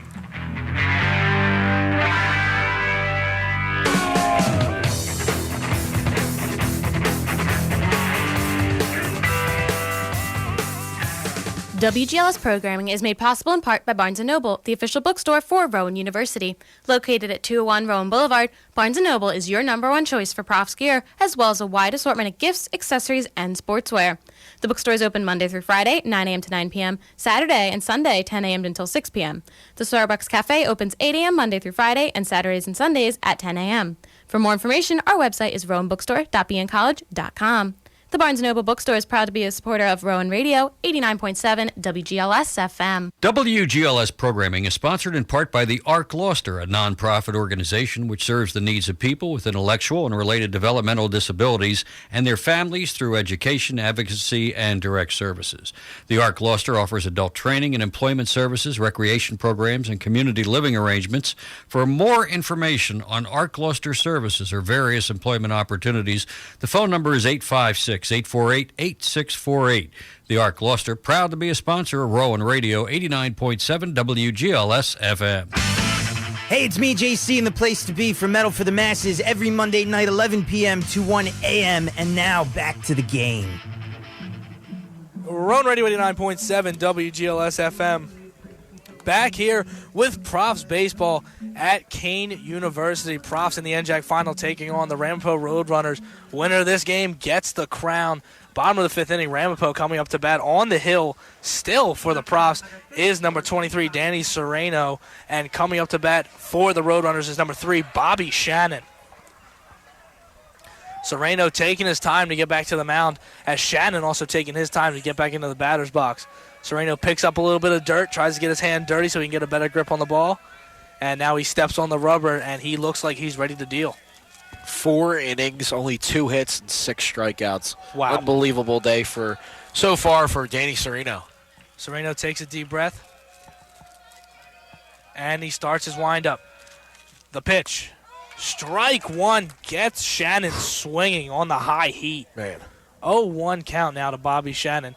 You know, the interesting thing about Serreino is you see, he has his progressions that he goes through. Takes a deep breath, takes a step on the rubber, winds and fires. The second pitch is going to be a foul ball. I'm sorry, not a foul ball. It's going to be popped out to right field.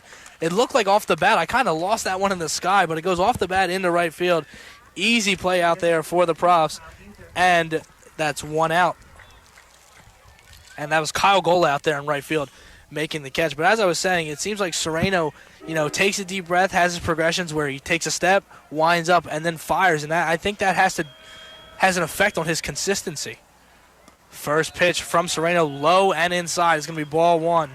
Up to bat for the Roadrunners is number 43, Kyle Busser. Serreino getting ready to deal. The 1-0 pitch in the strike zone. Got him on the outside corner. 1-1 count. Busser trying to loosen his arms up a little bit, swinging the bat around. Now Serreino's ready to deal already. He fires one in, and Busser swings and misses. Strike 2. It's a 1-2 count for Danny Serreino. Oh, yeah. Danny Serreino. He's quick work. As soon as he gets that first out, he just wants to go right back to work and get that next out. Serreino winds up. He fires the 1-2 pitch a little bit high. It's going to be ball 2. Another good waste. I mean, you have one more to waste. I wouldn't be surprised if he throws a curveball in the dirt here just to get him swinging and missing. Takes his deep breath. Once again going through the progressions. The 2-2 pitch. Tried to get it to dip down with the breaking ball. However, still a little bit too high. And the count is now full to Kyle Busser. Serreino trying to get the second out of the inning and trying to get his 7th strikeout on the day. Throws, swing and a miss. Busser gets struck out by Danny Serreino. That's his 7th on the evening. Danny Serreino showing why he's the Profs ace. Came into this game with an ERA of 1.03, best on the team, and he's certainly lived up to those expectations coming into this one. This kid is absolutely unbelievable. We don't know what else to say about this guy, but nothing but he's the ace for the Profs. And now up to bat for the Roadrunners, number 14, Liam Duffy. First pitch from Serreino is fouled off down the first base side and out of play. I mean, he's the ace for the pitching staff, but you can make an argument this guy is the best on the team.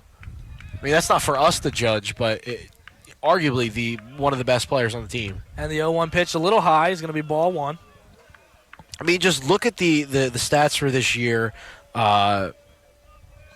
It was started all back in Randolph-Macon. Had 1 earned. And Serreino deals. Gets the call on the outside corner. 1-2 count now.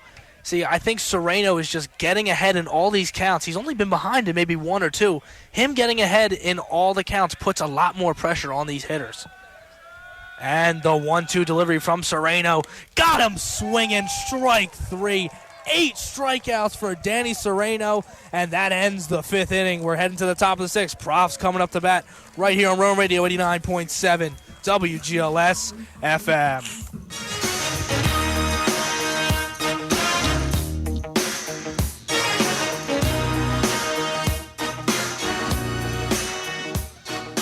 WGLS-FM programming is made possible in part by South Jersey Gas. If you struggle to make ends meet, South Jersey Gas can connect you to financial assistance programs to help pay utility bills. If you are an eligible senior, disabled, or low to middle income customer, visit southjerseygas.com/assistance programs, or you can call 1-888-766-9900. South Jersey Gas is a proud supporter of the programming on Rowan Radio. WGLS programming is made possible in part by the Rowan University Alumni Association. Proud to serve over 80,000 alumni through exciting events and programs, the Rowan Magazine, and special alumni benefits and discounts. The Alumni Association provides Rowan alumni with numerous opportunities to stay connected to their alma mater year-round. Alumni are encouraged to check out the website for a list of exciting upcoming events and programs. For more information, the website is alumni.rowan.edu. The Rowan University Alumni Association is proud to sponsor the programming on Rowan Radio. Hey, it's A-Train from the Vinyl Frontier, heard here Thursday and Friday nights at 11 p.m. Now, back to the game. Rowan Radio 89.7 WGLS FM.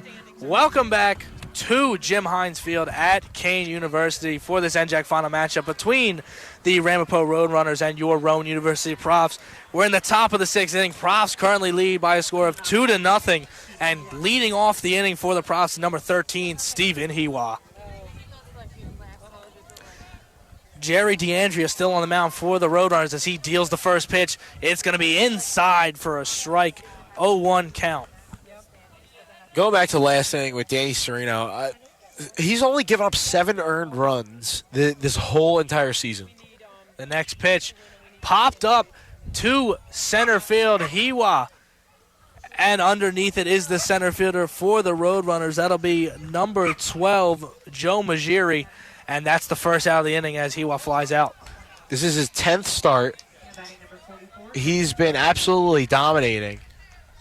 This season made a really good case for pitcher of the year, but Ian Scheidemann from Rutgers Camden, who he out-dueled in the win last Tuesday, just a dominating pitcher.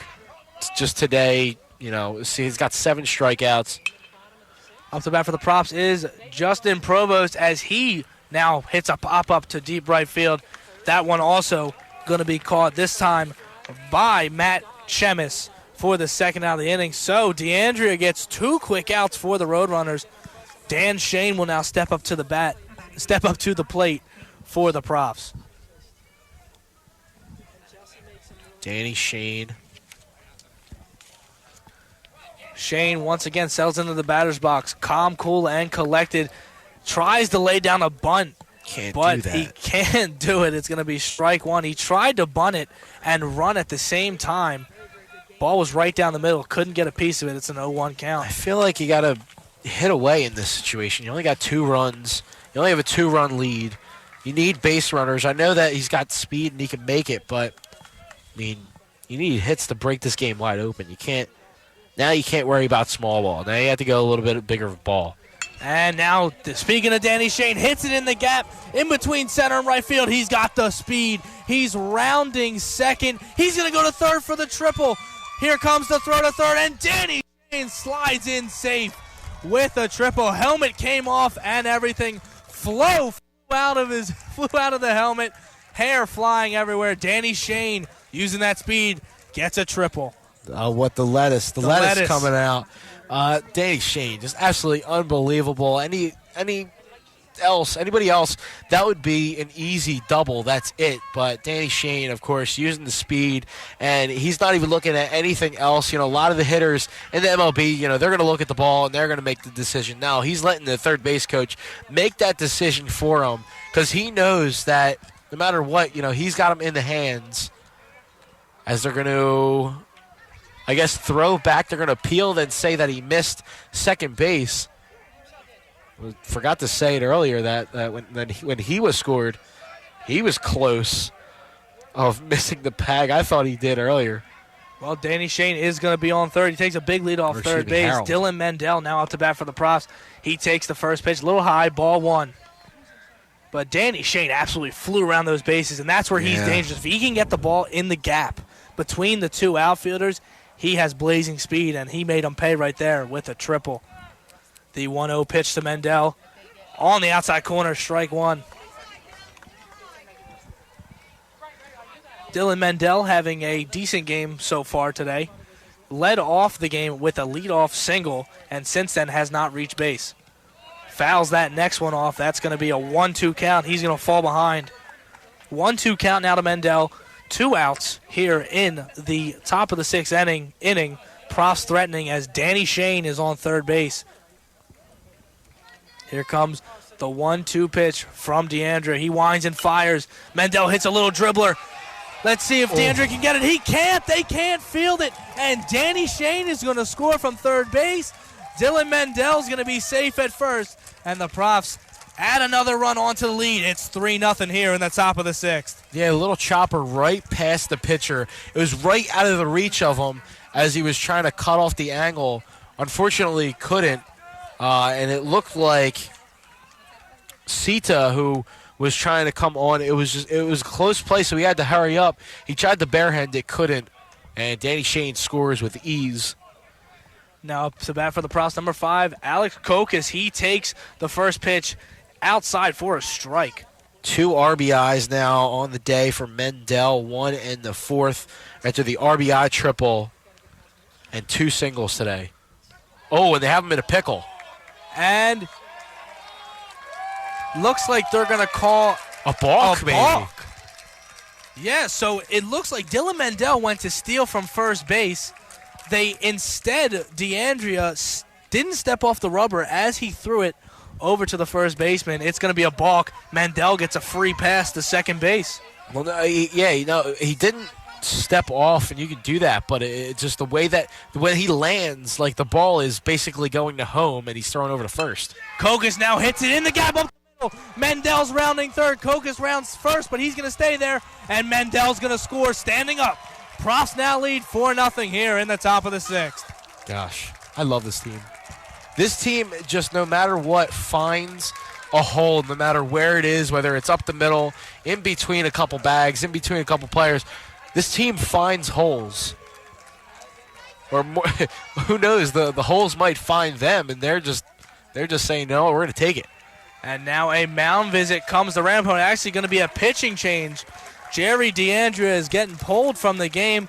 Solid outing for him. He gave up 4 runs, but he did strike out at least 6 or 7 batters. We're going to take a quick step off. We'll bring you information on the new hurler. You're listening to Rowan Radio 89.7 WGLS FM.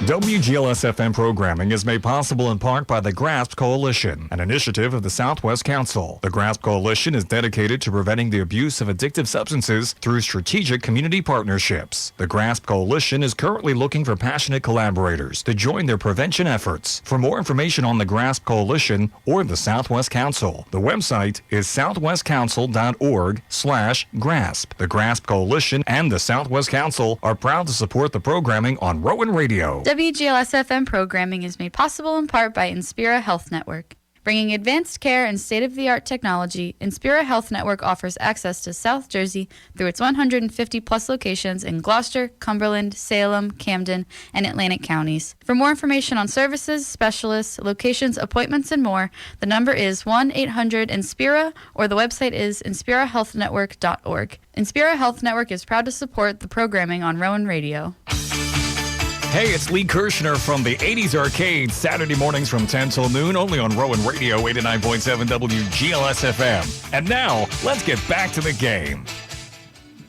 Rowan Radio 89.7 WGLS FM into the game for the Roadrunners, pitching number 42, Greg Westall.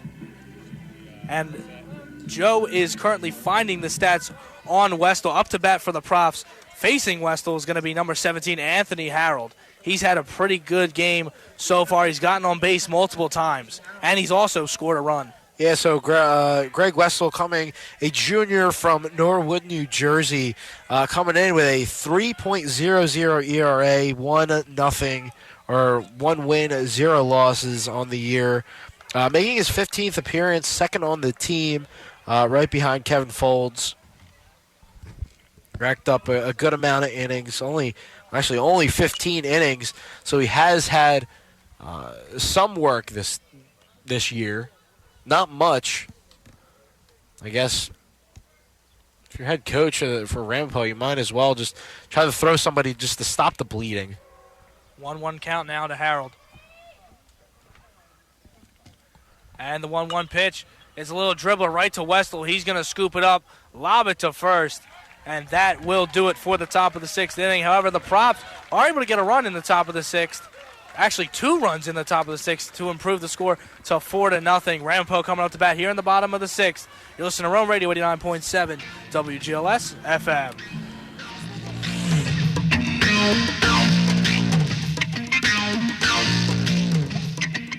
WGLS FM programming is made possible in part by Haibu. Haibu makes it easy for you to compete online. Websites, online listings, search and social marketing, display ads, and more. Haibu creates all the digital marketing you need. For more information, the website is haibu.com. That's HIBU.com. Haibu is proud to support Rowan Radio. WGLS programming is made possible in part by Barnes & Noble, the official bookstore for Rowan University. Located at 201 Rowan Boulevard, Barnes & Noble is your #1 choice for Profs gear, as well as a wide assortment of gifts, accessories, and sportswear. The bookstore is open Monday through Friday, 9 a.m. to 9 p.m., Saturday and Sunday, 10 a.m. until 6 p.m. The Starbucks Cafe opens 8 a.m. Monday through Friday, and Saturdays and Sundays at 10 a.m. For more information, our website is rowanbookstore.bncollege.com. The Barnes & Noble Bookstore is proud to be a supporter of Rowan Radio, 89.7 WGLS FM. Hi, it's Mars from Satin Nights, Saturdays at 11 p.m. Now back to the game. Rowan Radio 89.7 WGLS FM. It's the bottom of the 6th inning. Ramapo coming up to bat. Danny Serreino still on the mound for the Profs. He's pitched an absolute gem tonight with 8 strikeouts to his name. Coming up to bat for the Roadrunners is going to be number 8, Matt Chemis. We're still waiting for Chemis, and here he comes, making his way into the batter's box. Music about to be lowered, and Serreino gets the ball from the catcher, as well as gives Provost a little tap on the glove.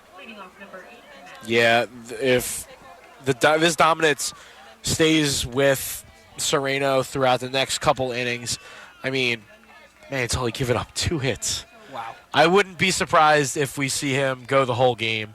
It's just the way that this guy's been pitching, it's absolutely ridiculous.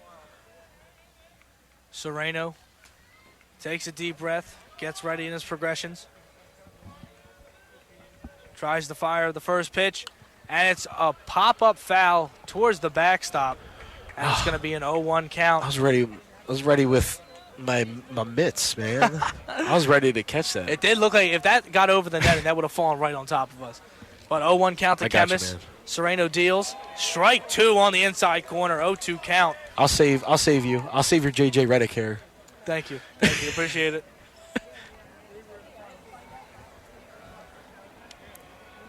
Serreino winds up for the 0-2 pitch and deals. He swings, a little grounder to shortstop, throws the first, gets him out at first base. Great play right there by the shortstop, Mendel. He fires it over to Howard at first, and it's the first out of the inning. Just the transition from going for shortstop with Mendel, he's absolutely just quick with everything that he does. The quick transition, getting the ball to first base, just a great job from Mendel.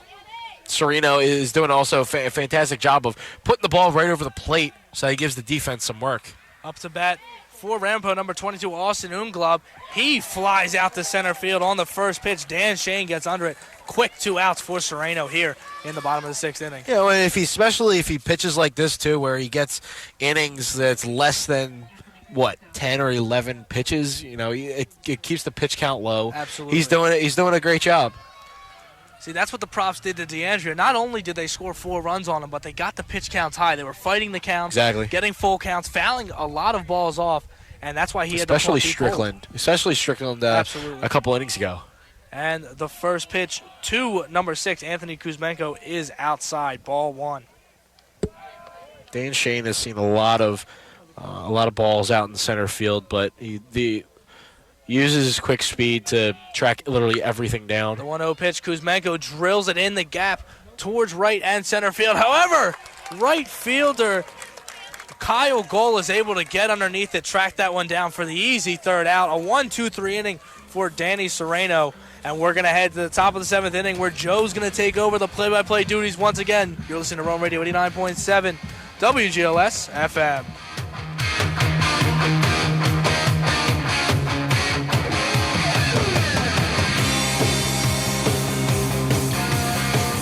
Coverage of Prof Sports on WGLS FM is made possible in part by Landmark Americana. Located on 1 Mullica Hill Road in Glassboro, New Jersey, Landmark Americana provides a variety of dining options, including burgers, wings, ribs, and more. For more information, the number is 856-863-6600, and the website is landmarkamericana.com. Landmark Americana is proud to support Prof Sports on Rowan Radio 89.7 WGLS FM. WGLS FM programming is made possible in part by South Jersey Gas.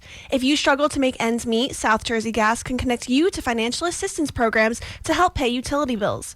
If you are an eligible senior, disabled, or low to middle income customer, visit southjerseygas.com/assistance programs, or you can call 1-888-766-9900.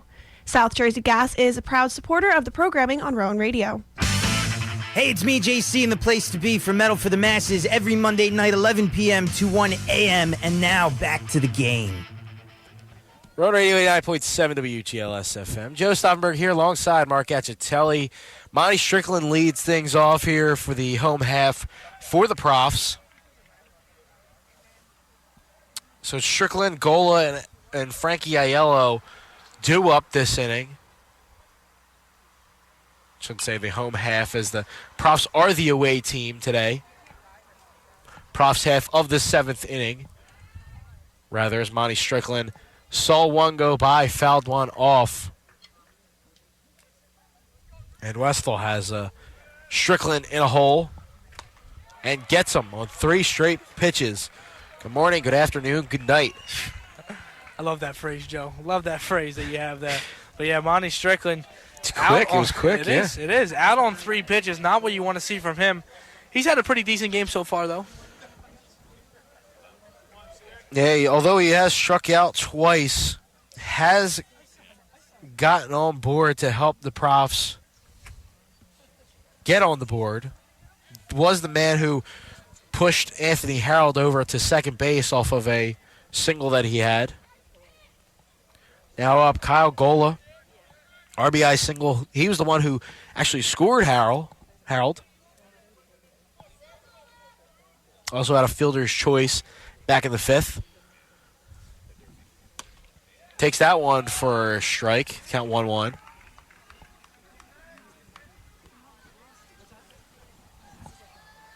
One with 1 out.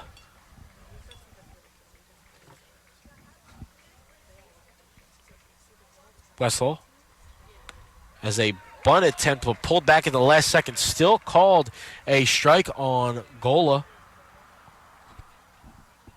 Profs still have a couple chances to put more insurance runs on the board. The way things are going now, Serreino might need just those. It's perfectly fine with this 4-0 lead that the Profs have. The count 2-2 now to Gola as he steps out of the batter's box, quickly steps back in.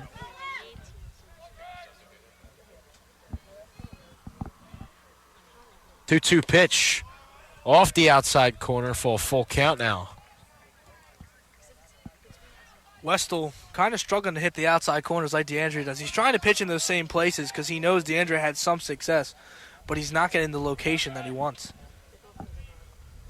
Full count pitch taken, slow roller to third base, and thrown over to first for the second out of the inning. Kind of slow roller there, and Gola almost beat it out, but the strong throw from Sita over at third. Got him. Wasn't a very hard play for the Ramapo Roadrunners on that one. You're right, easy throw from the third baseman for the first out of the inning. As it looked like Aiello was trying to get that bunt down. They're saying that he pulled back. Profs once again with 2 outs trying to lay a bunt down. Dixon must really have a lot of confidence in the speed of his base runners. I got to tell you. Oh, as strike one, a little bit high there. Might have just got under the chin, but still called for a strike. Aiello gave just a small look back to the umpire. Nothing big. 1-1 pitch. Taken for a ball, making it 2-1 now. 2 outs here in the top of the 7th inning. Profs have a 4-0 lead. Grabbed 2 last inning. Wethel sets and deals. Aiello trying to get it up the middle. Stopped there by a shortstop throw on the first. Pulled him off the bag, but it looks like they did tag him. And that will end the inning. No runs, no hits, no errors, nobody left on base. A clean inning for Ramapo as it's time to stretch here at Jim Hines Stadium, right here in New Jersey, on the campus of Kane University. This is Rowan Radio 89.7 WGLS FM. I'm Joe Stauffenberg. He's Mark Acitelli. We're going to go to a quick break. When we come back, bottom of the 7th, baseball here on Rowan Radio 89.7 WGLS FM.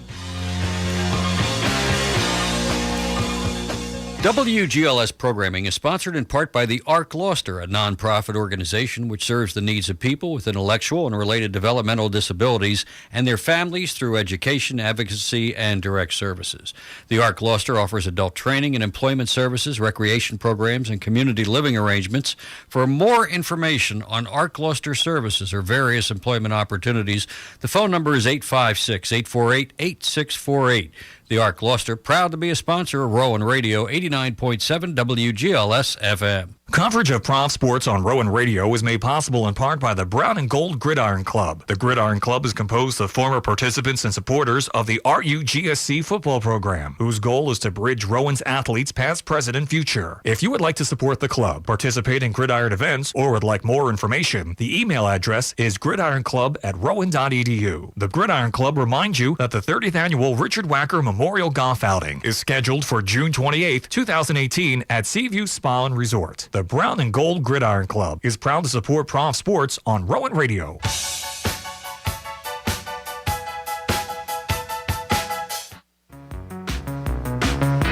Hey, it's A-Train from the Vinyl Frontier, heard here Thursday and Friday nights at 11 p.m. Now, back to the game.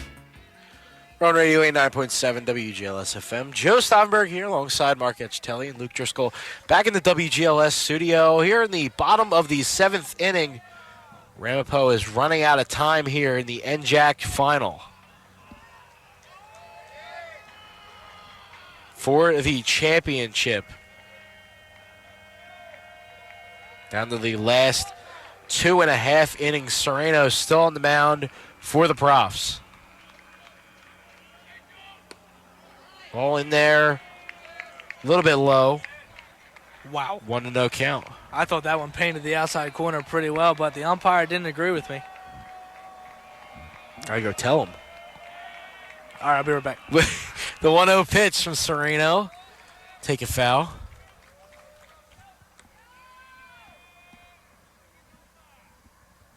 Rowan won the NJAC for softball. So big congratulations to them. The second game was just dominated by pitching, kind of like Danny Serreino this game. His ball is hit foul. Jesse DiDomenico, a 2-hit shutout. Wow. Right now, Danny Serreino has a 2-hit shutout.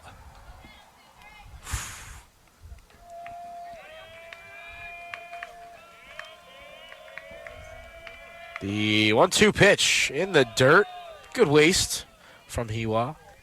I guess Coach Kim Wilson is right. The even years are good of the Profs. That makes it 2012, 2014, 2016, and 2018 where the Profs won the NJAC title. It's like the San Francisco Giants. Literally. Back in I do 2010. remember that.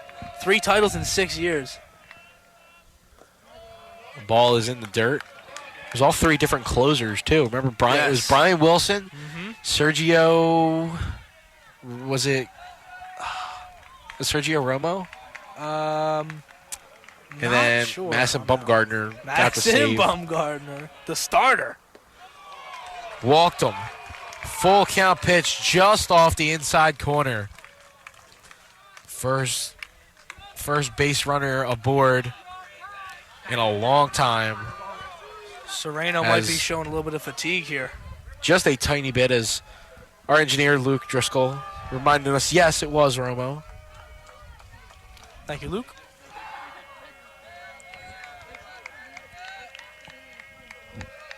So with a runner on first,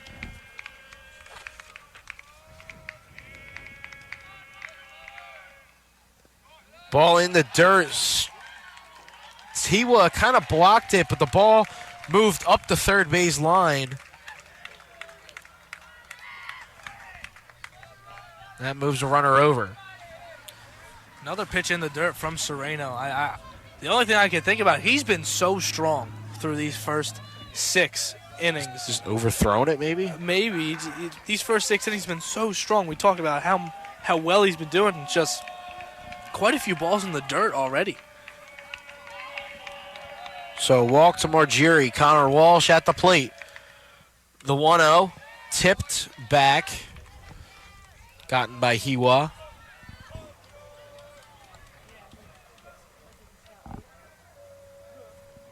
Connor Walsh struck out back in the second. Flew out to right field in the fourth.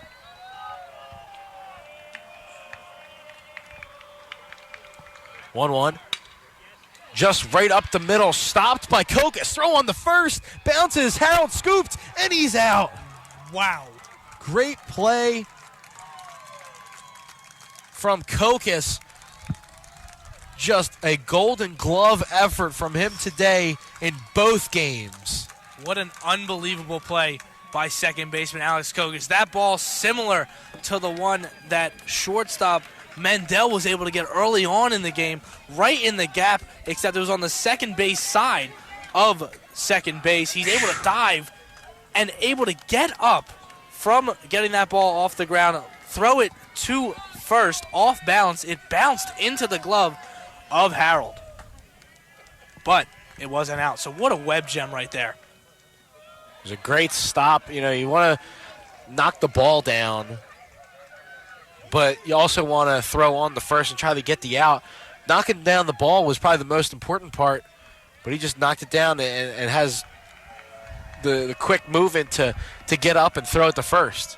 Serreino from the windup once again. Ball hit out to Monty Strickland out and left. Caught. Tagging up and coming home is Margeri. The throw to the plate. Not in time, as Danny Serreino stopped it right before Hiwa got the ball. I think he was just mad that he let that one get out there. Ramapo is the first run aboard. You know what's a shame about that? That run only came about from Serrano's only mistake. I believe it's his only walk of the game. Yeah. That's the only batter he's walked all game. Joe Margeri able to draw the walk on Danny Serreino. He finds his way all the way around the base pass. He was on third base, and it's a sacrifice RBI flyout that gives Ramapo that one run. Still dominating. 8 strikeouts, Absolutely. 2 hits, only 1 run. The count 1-0 to Bobby Shannon. Sita gets the sacrifice RBI, as Shannon with a big swing and a miss. If you're just tuning in, the NJAC Championship Final. Rowan Profs taking on the Ramapo Roadrunners. Big swing and a miss once again by Shannon. 2 outs. Danny Serreino still dominating on the mound. He's gotten Shannon the strikeout already today. Back in the second. One of his 8. Trying to make 9. On the corner! He got him! Danny Serreino. 9 strikeouts, dominating the Ramapo Roadrunners today. Wouldn't be surprising if he came back to pitch next inning. It's just a complete domination from Danny Serreino today. 1 run, 2 hits, 9 strikeouts, and only 1 walk. We're going to the top of the 8th. This is Rowan Radio 89.7 WGLS FM.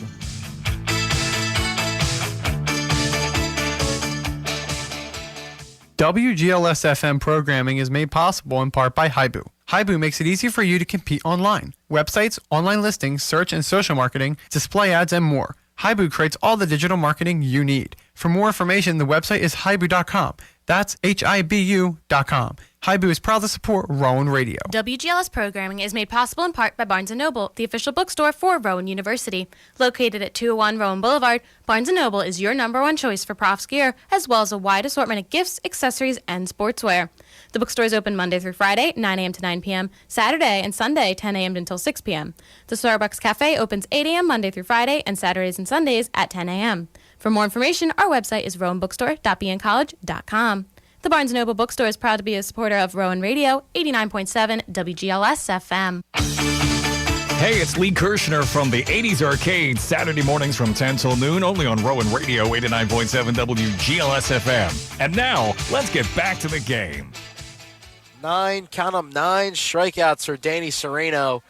As we go to the top of the 8th inning, Stephen Hiwa leading things off as he's got strike one from Greg Westall. Tuned in to Rowan Radio 89.7 WGLS FM. The ball is hit right down the line. Oh, but foul.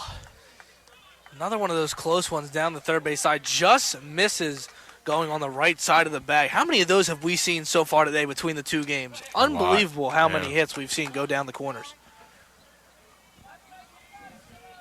Gotten a whole bunch, as we have continuously said, game of inches, game of measurements, as Hiwa will call time and step out of the batter's box.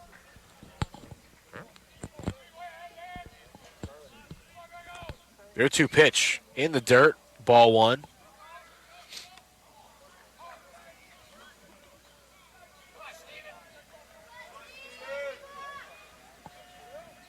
The Profs, who have been staying at the top of the ABCA poll for Division III schools. The ball will miss 2-2 the count. The American Baseball Coaches Association.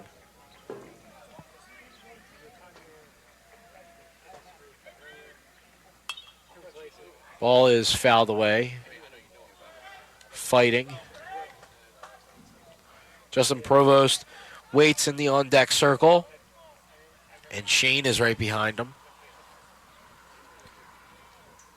2-2 still. Greg Westall. A 3-run lead for the Profs. 2-2 in there for a called strike 3. And Hiwa knew it too. Saw the pitch go by, didn't even wait for the umpire to make the call, and he started walking off for first out of the inning. Yeah, Hiwa tried to show some discipline at the plate. He did a pretty good job, but he sat back on that one as it painted the outside corner. Unfortunate there for Stephen Hiwa. That's going to be 1 out on the Profs here in the top of the 8th inning.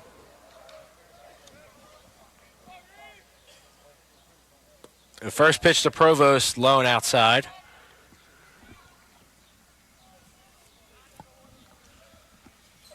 Westfall has been really shutting down the Profs ever since coming in a few innings ago.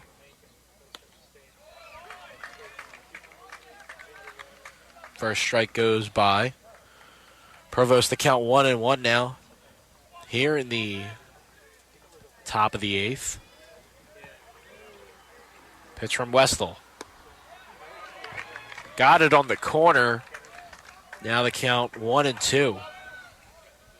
Now we're seeing a lot of what we saw in Serrano in Westall, doing a good job locating his pitches, but the key is he's getting ahead of the hitters in the count, and that's putting a lot of pressure on these Profs hitters.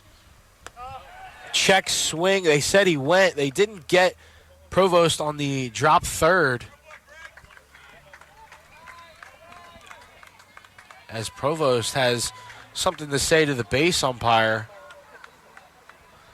before he walks off and getting out. Now number 2, bringing up Dan Shane. Not only did he say something to the umpire, he was saying something to himself as he banged his own helmet. He punched his helmet, actually, as he was walking back into the dugout in frustration. Unfortunately for Provost, he has not had a very good day at the plate. So far, 3 strikeouts for Greg Westall. The ball was in the dirt for ball number 1.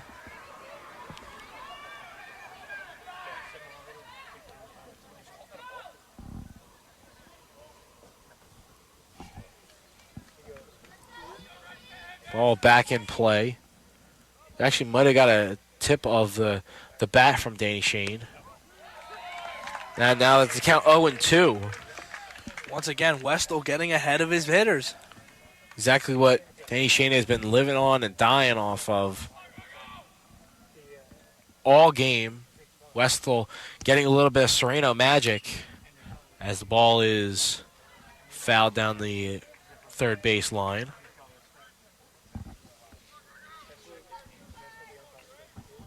Two outs. Danny Shane, number 9 hitter.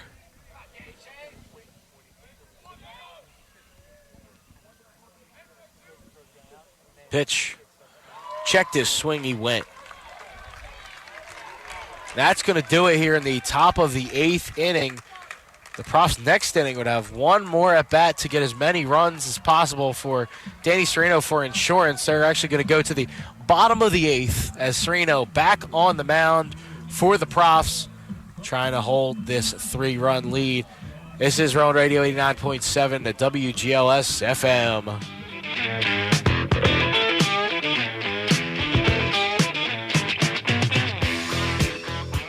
Coverage of Prof Sports on WGLS FM is made possible in part by Landmark Americana. Located on 1 Mulligan Hill Road in Glassboro, New Jersey, Landmark Americana provides a variety of dining options, including burgers, wings, ribs, and more. For more information, the number is 856-863-6600, and the website is landmarkamericana.com. Landmark Americana is proud to support Prof Sports on Rowan Radio 89.7 WGLS FM. WGLS programming is sponsored in part by the ARC Gloucester, a nonprofit organization which serves the needs of people with intellectual and related developmental disabilities and their families through education, advocacy, and direct services.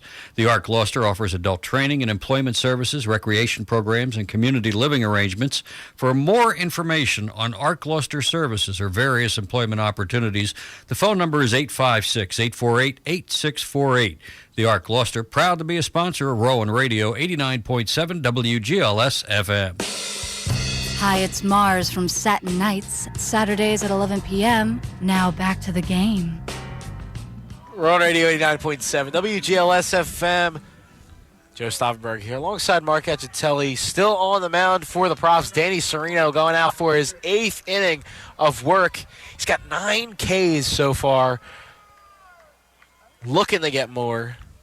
And the fatigue might start to set in, but I'm not seeing anything from Danny Serreino that would allow him to not perform as well as he has during the middle part of this ball game. Look, we talked about fatigue, but that was really just that one at bat where he walked the runner in, and then, of course, that runner was able to score eventually as he made his way around the bases between a wild pitch and then a sacrifice and all that stuff. But besides it's all that one batter exactly. that he messed besides up with. That, he really hasn't cooled off.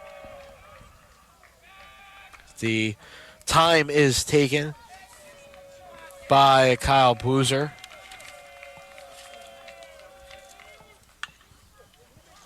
Ball is popped up. Provost is going to give it a look, and he'll run out of room.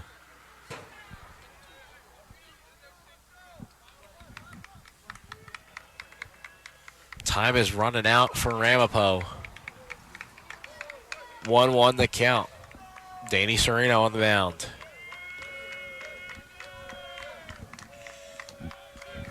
The 1-1. Swing and a miss by Boozer.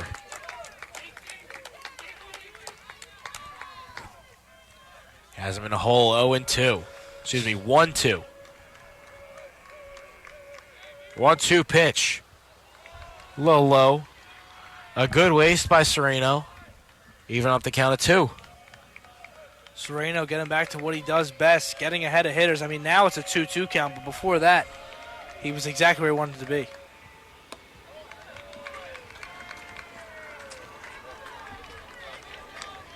Ball taken in the dirt, brings the count to full.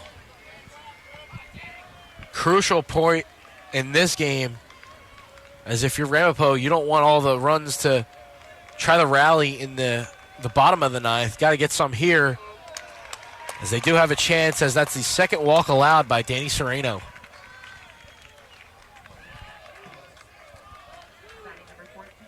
Liam Duffy catching today. Has been struck out twice by Serreino. One looking, one swinging.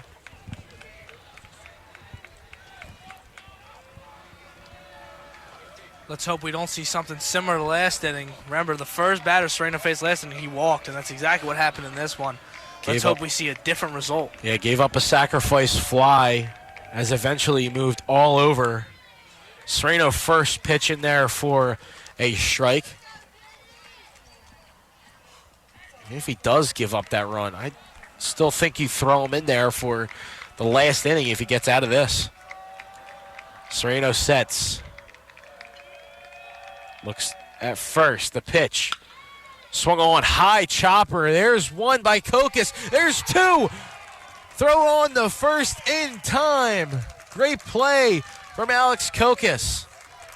That basically was a layup for Kokis. Ball bounces, takes a high bounce off the pitcher's mound, goes right over second base, so all Kokis had to do was make sure he fielded it. He was already on top of the base. He just tags it and then fires it to Harold over at first, getting that double play. The old 4-3 double play.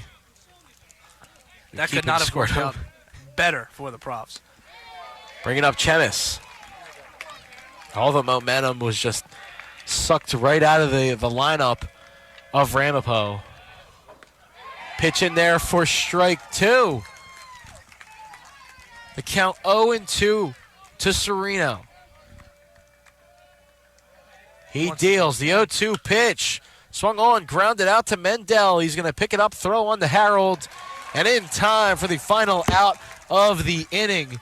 The Profs have one more chance to get the insurance runs for Danny Serreino, as he has pitched an absolute gem here at Kane University. Don't go anywhere. This is Rowan Radio 89.7 WGLS FM.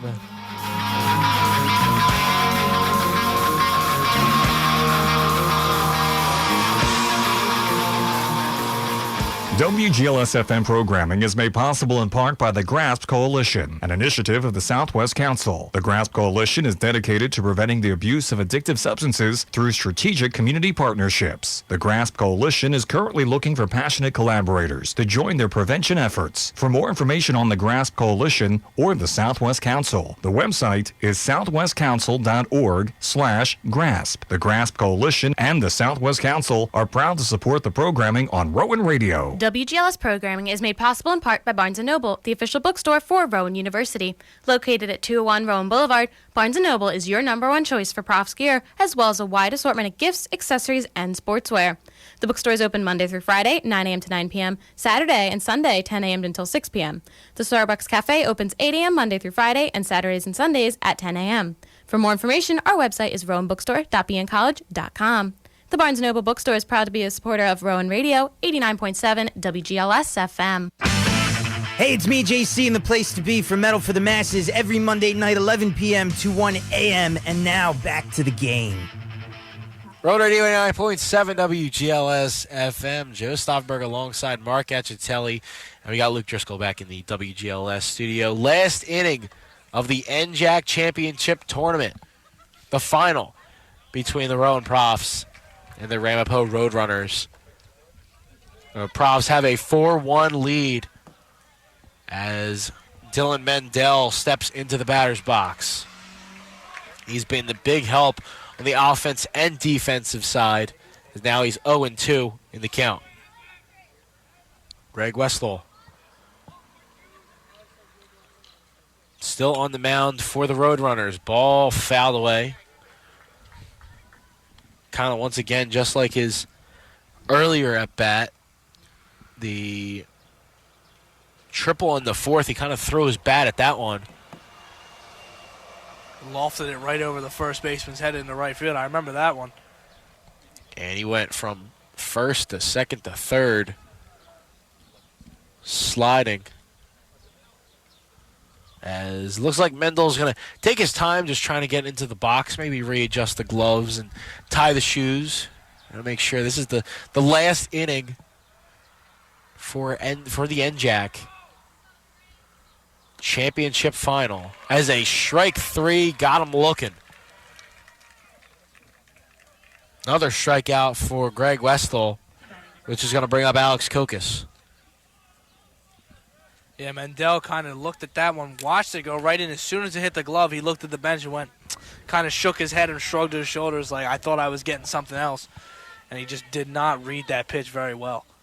Hopefully the better at bat here for Kokis is Wallin ground out to the second baseman. Thrown on the first and out in time. Bobby Shannon with a can of corn play. Yeah, easy little ground ball to be fielded by Bobby Shannon. Scoops it up, throws it over to first base. Easy out once again. Connor Walsh over there on first base making the catch. 2 quick outs for the Profs. Anthony Harold up now. Gonna ground out to first base. He's gonna take it himself. Wow, a great play, chopper. And that'll do it. Wow. We are going to the bottom of the ninth. The Profs can get the first NJAC championship since 2014 with just 3 outs. As we head down to the bottom of the ninth. Danny Serreino heading back out for one more inning. This is Rowan Radio 89.7 WGLS FM. Don't turn that dial.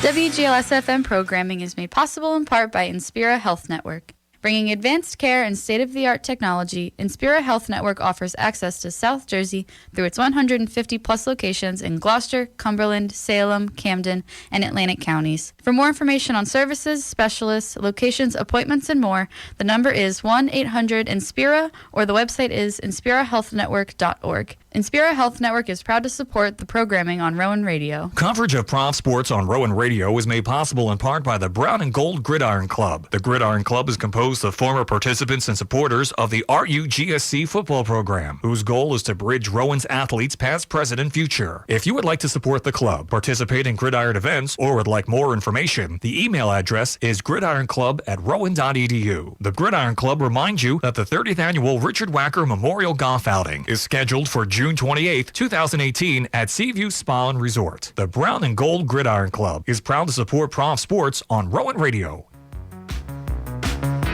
Hey, it's A-Train from the Vinyl Frontier, heard here Thursday and Friday nights at 11 p.m. Now, back to the game. As the Profs are just 3 outs away here from clinching their first NJAC championship title since 2014. Danny Serreino out here in the bottom of the ninth, about to throw his 100th pitch.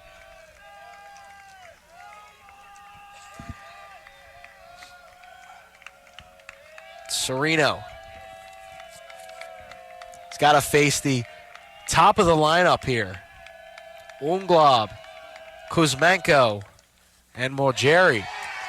Strike one as his 100th pitch of the day. 8 innings. Only 1 earned, 2 hits, 2 walks, and 9 strikeouts. He's going to try to make it number 10 right here. Wow. Just the resolve Serreino showed staying in this game. Unbelievable. Now at 101 pitches. Foul tipped. Hiwa could not control that one. Wow. He wanted that one as he put his hands right on his head. Like, oh, that was an easy out.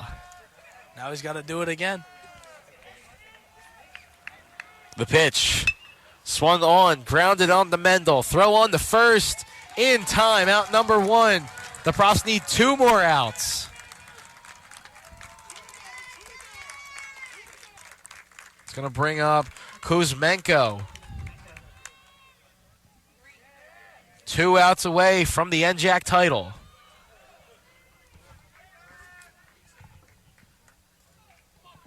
One out, Danny Serreino. Been great all year.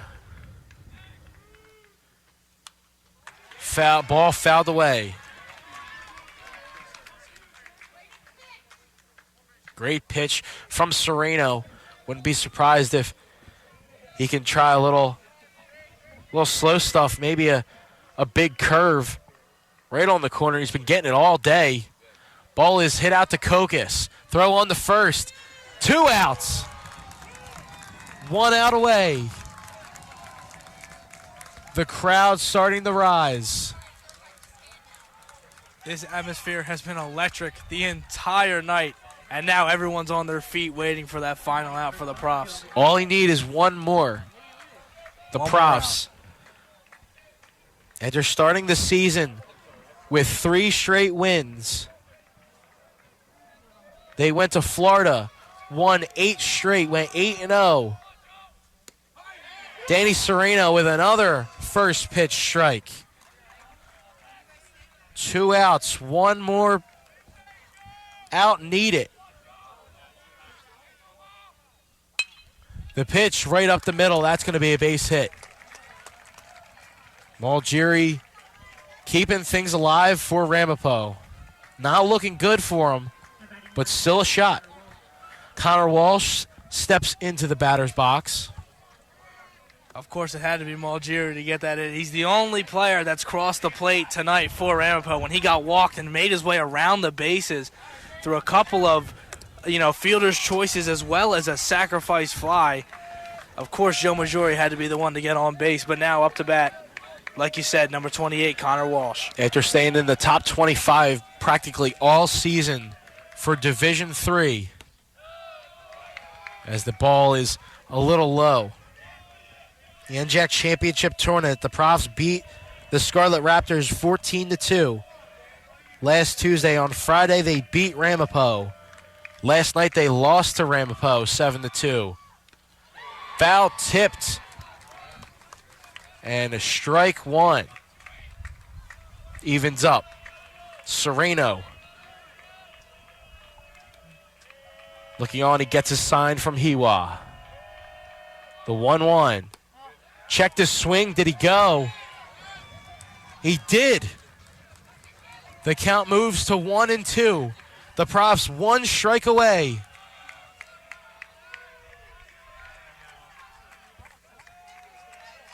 Danny Serreino checks and gets his sign. He's going to look at the runner. For the NJAC Championship, will be outside.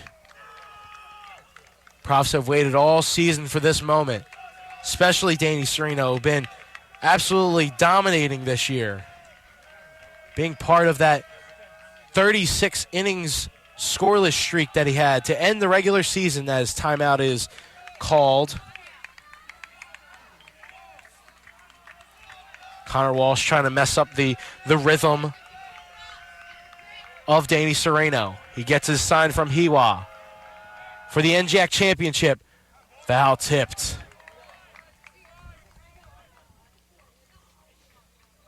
Only 1 earned. 3 hits, 2 walks, and 9 strikeouts. The Profs just 1 strike away from the NJAC Championship.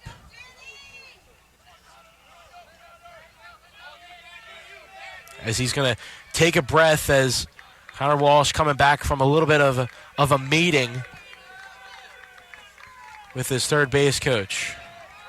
Danny Serreino sets with the NJAC Championship on the line. The pitch. Got him looking. That's the 10th strikeout. And the Profs have won the NJAC Championship for the first time since 2014.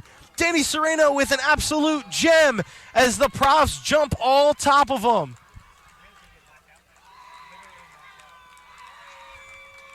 (2014), the Profs have come a long way this year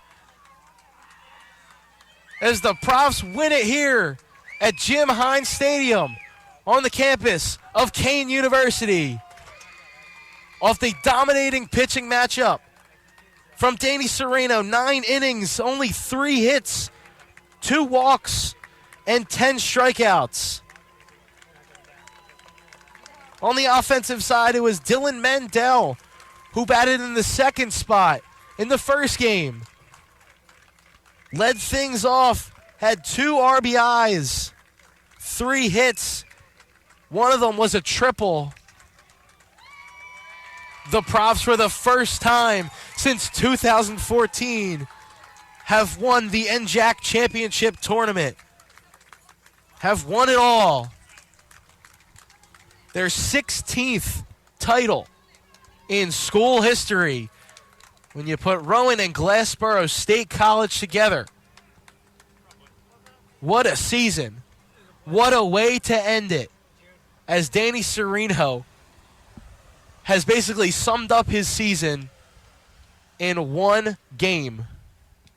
It was this one. It was a win. Only allowing 3 hits and 1 run. Mark, a tremendous game for the Profs.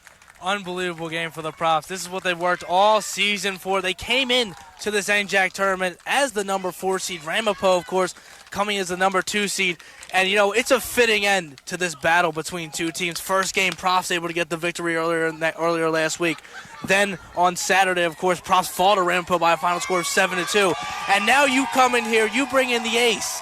Danny Serreino pitches a complete game, giving up only 3 hits and 1 run.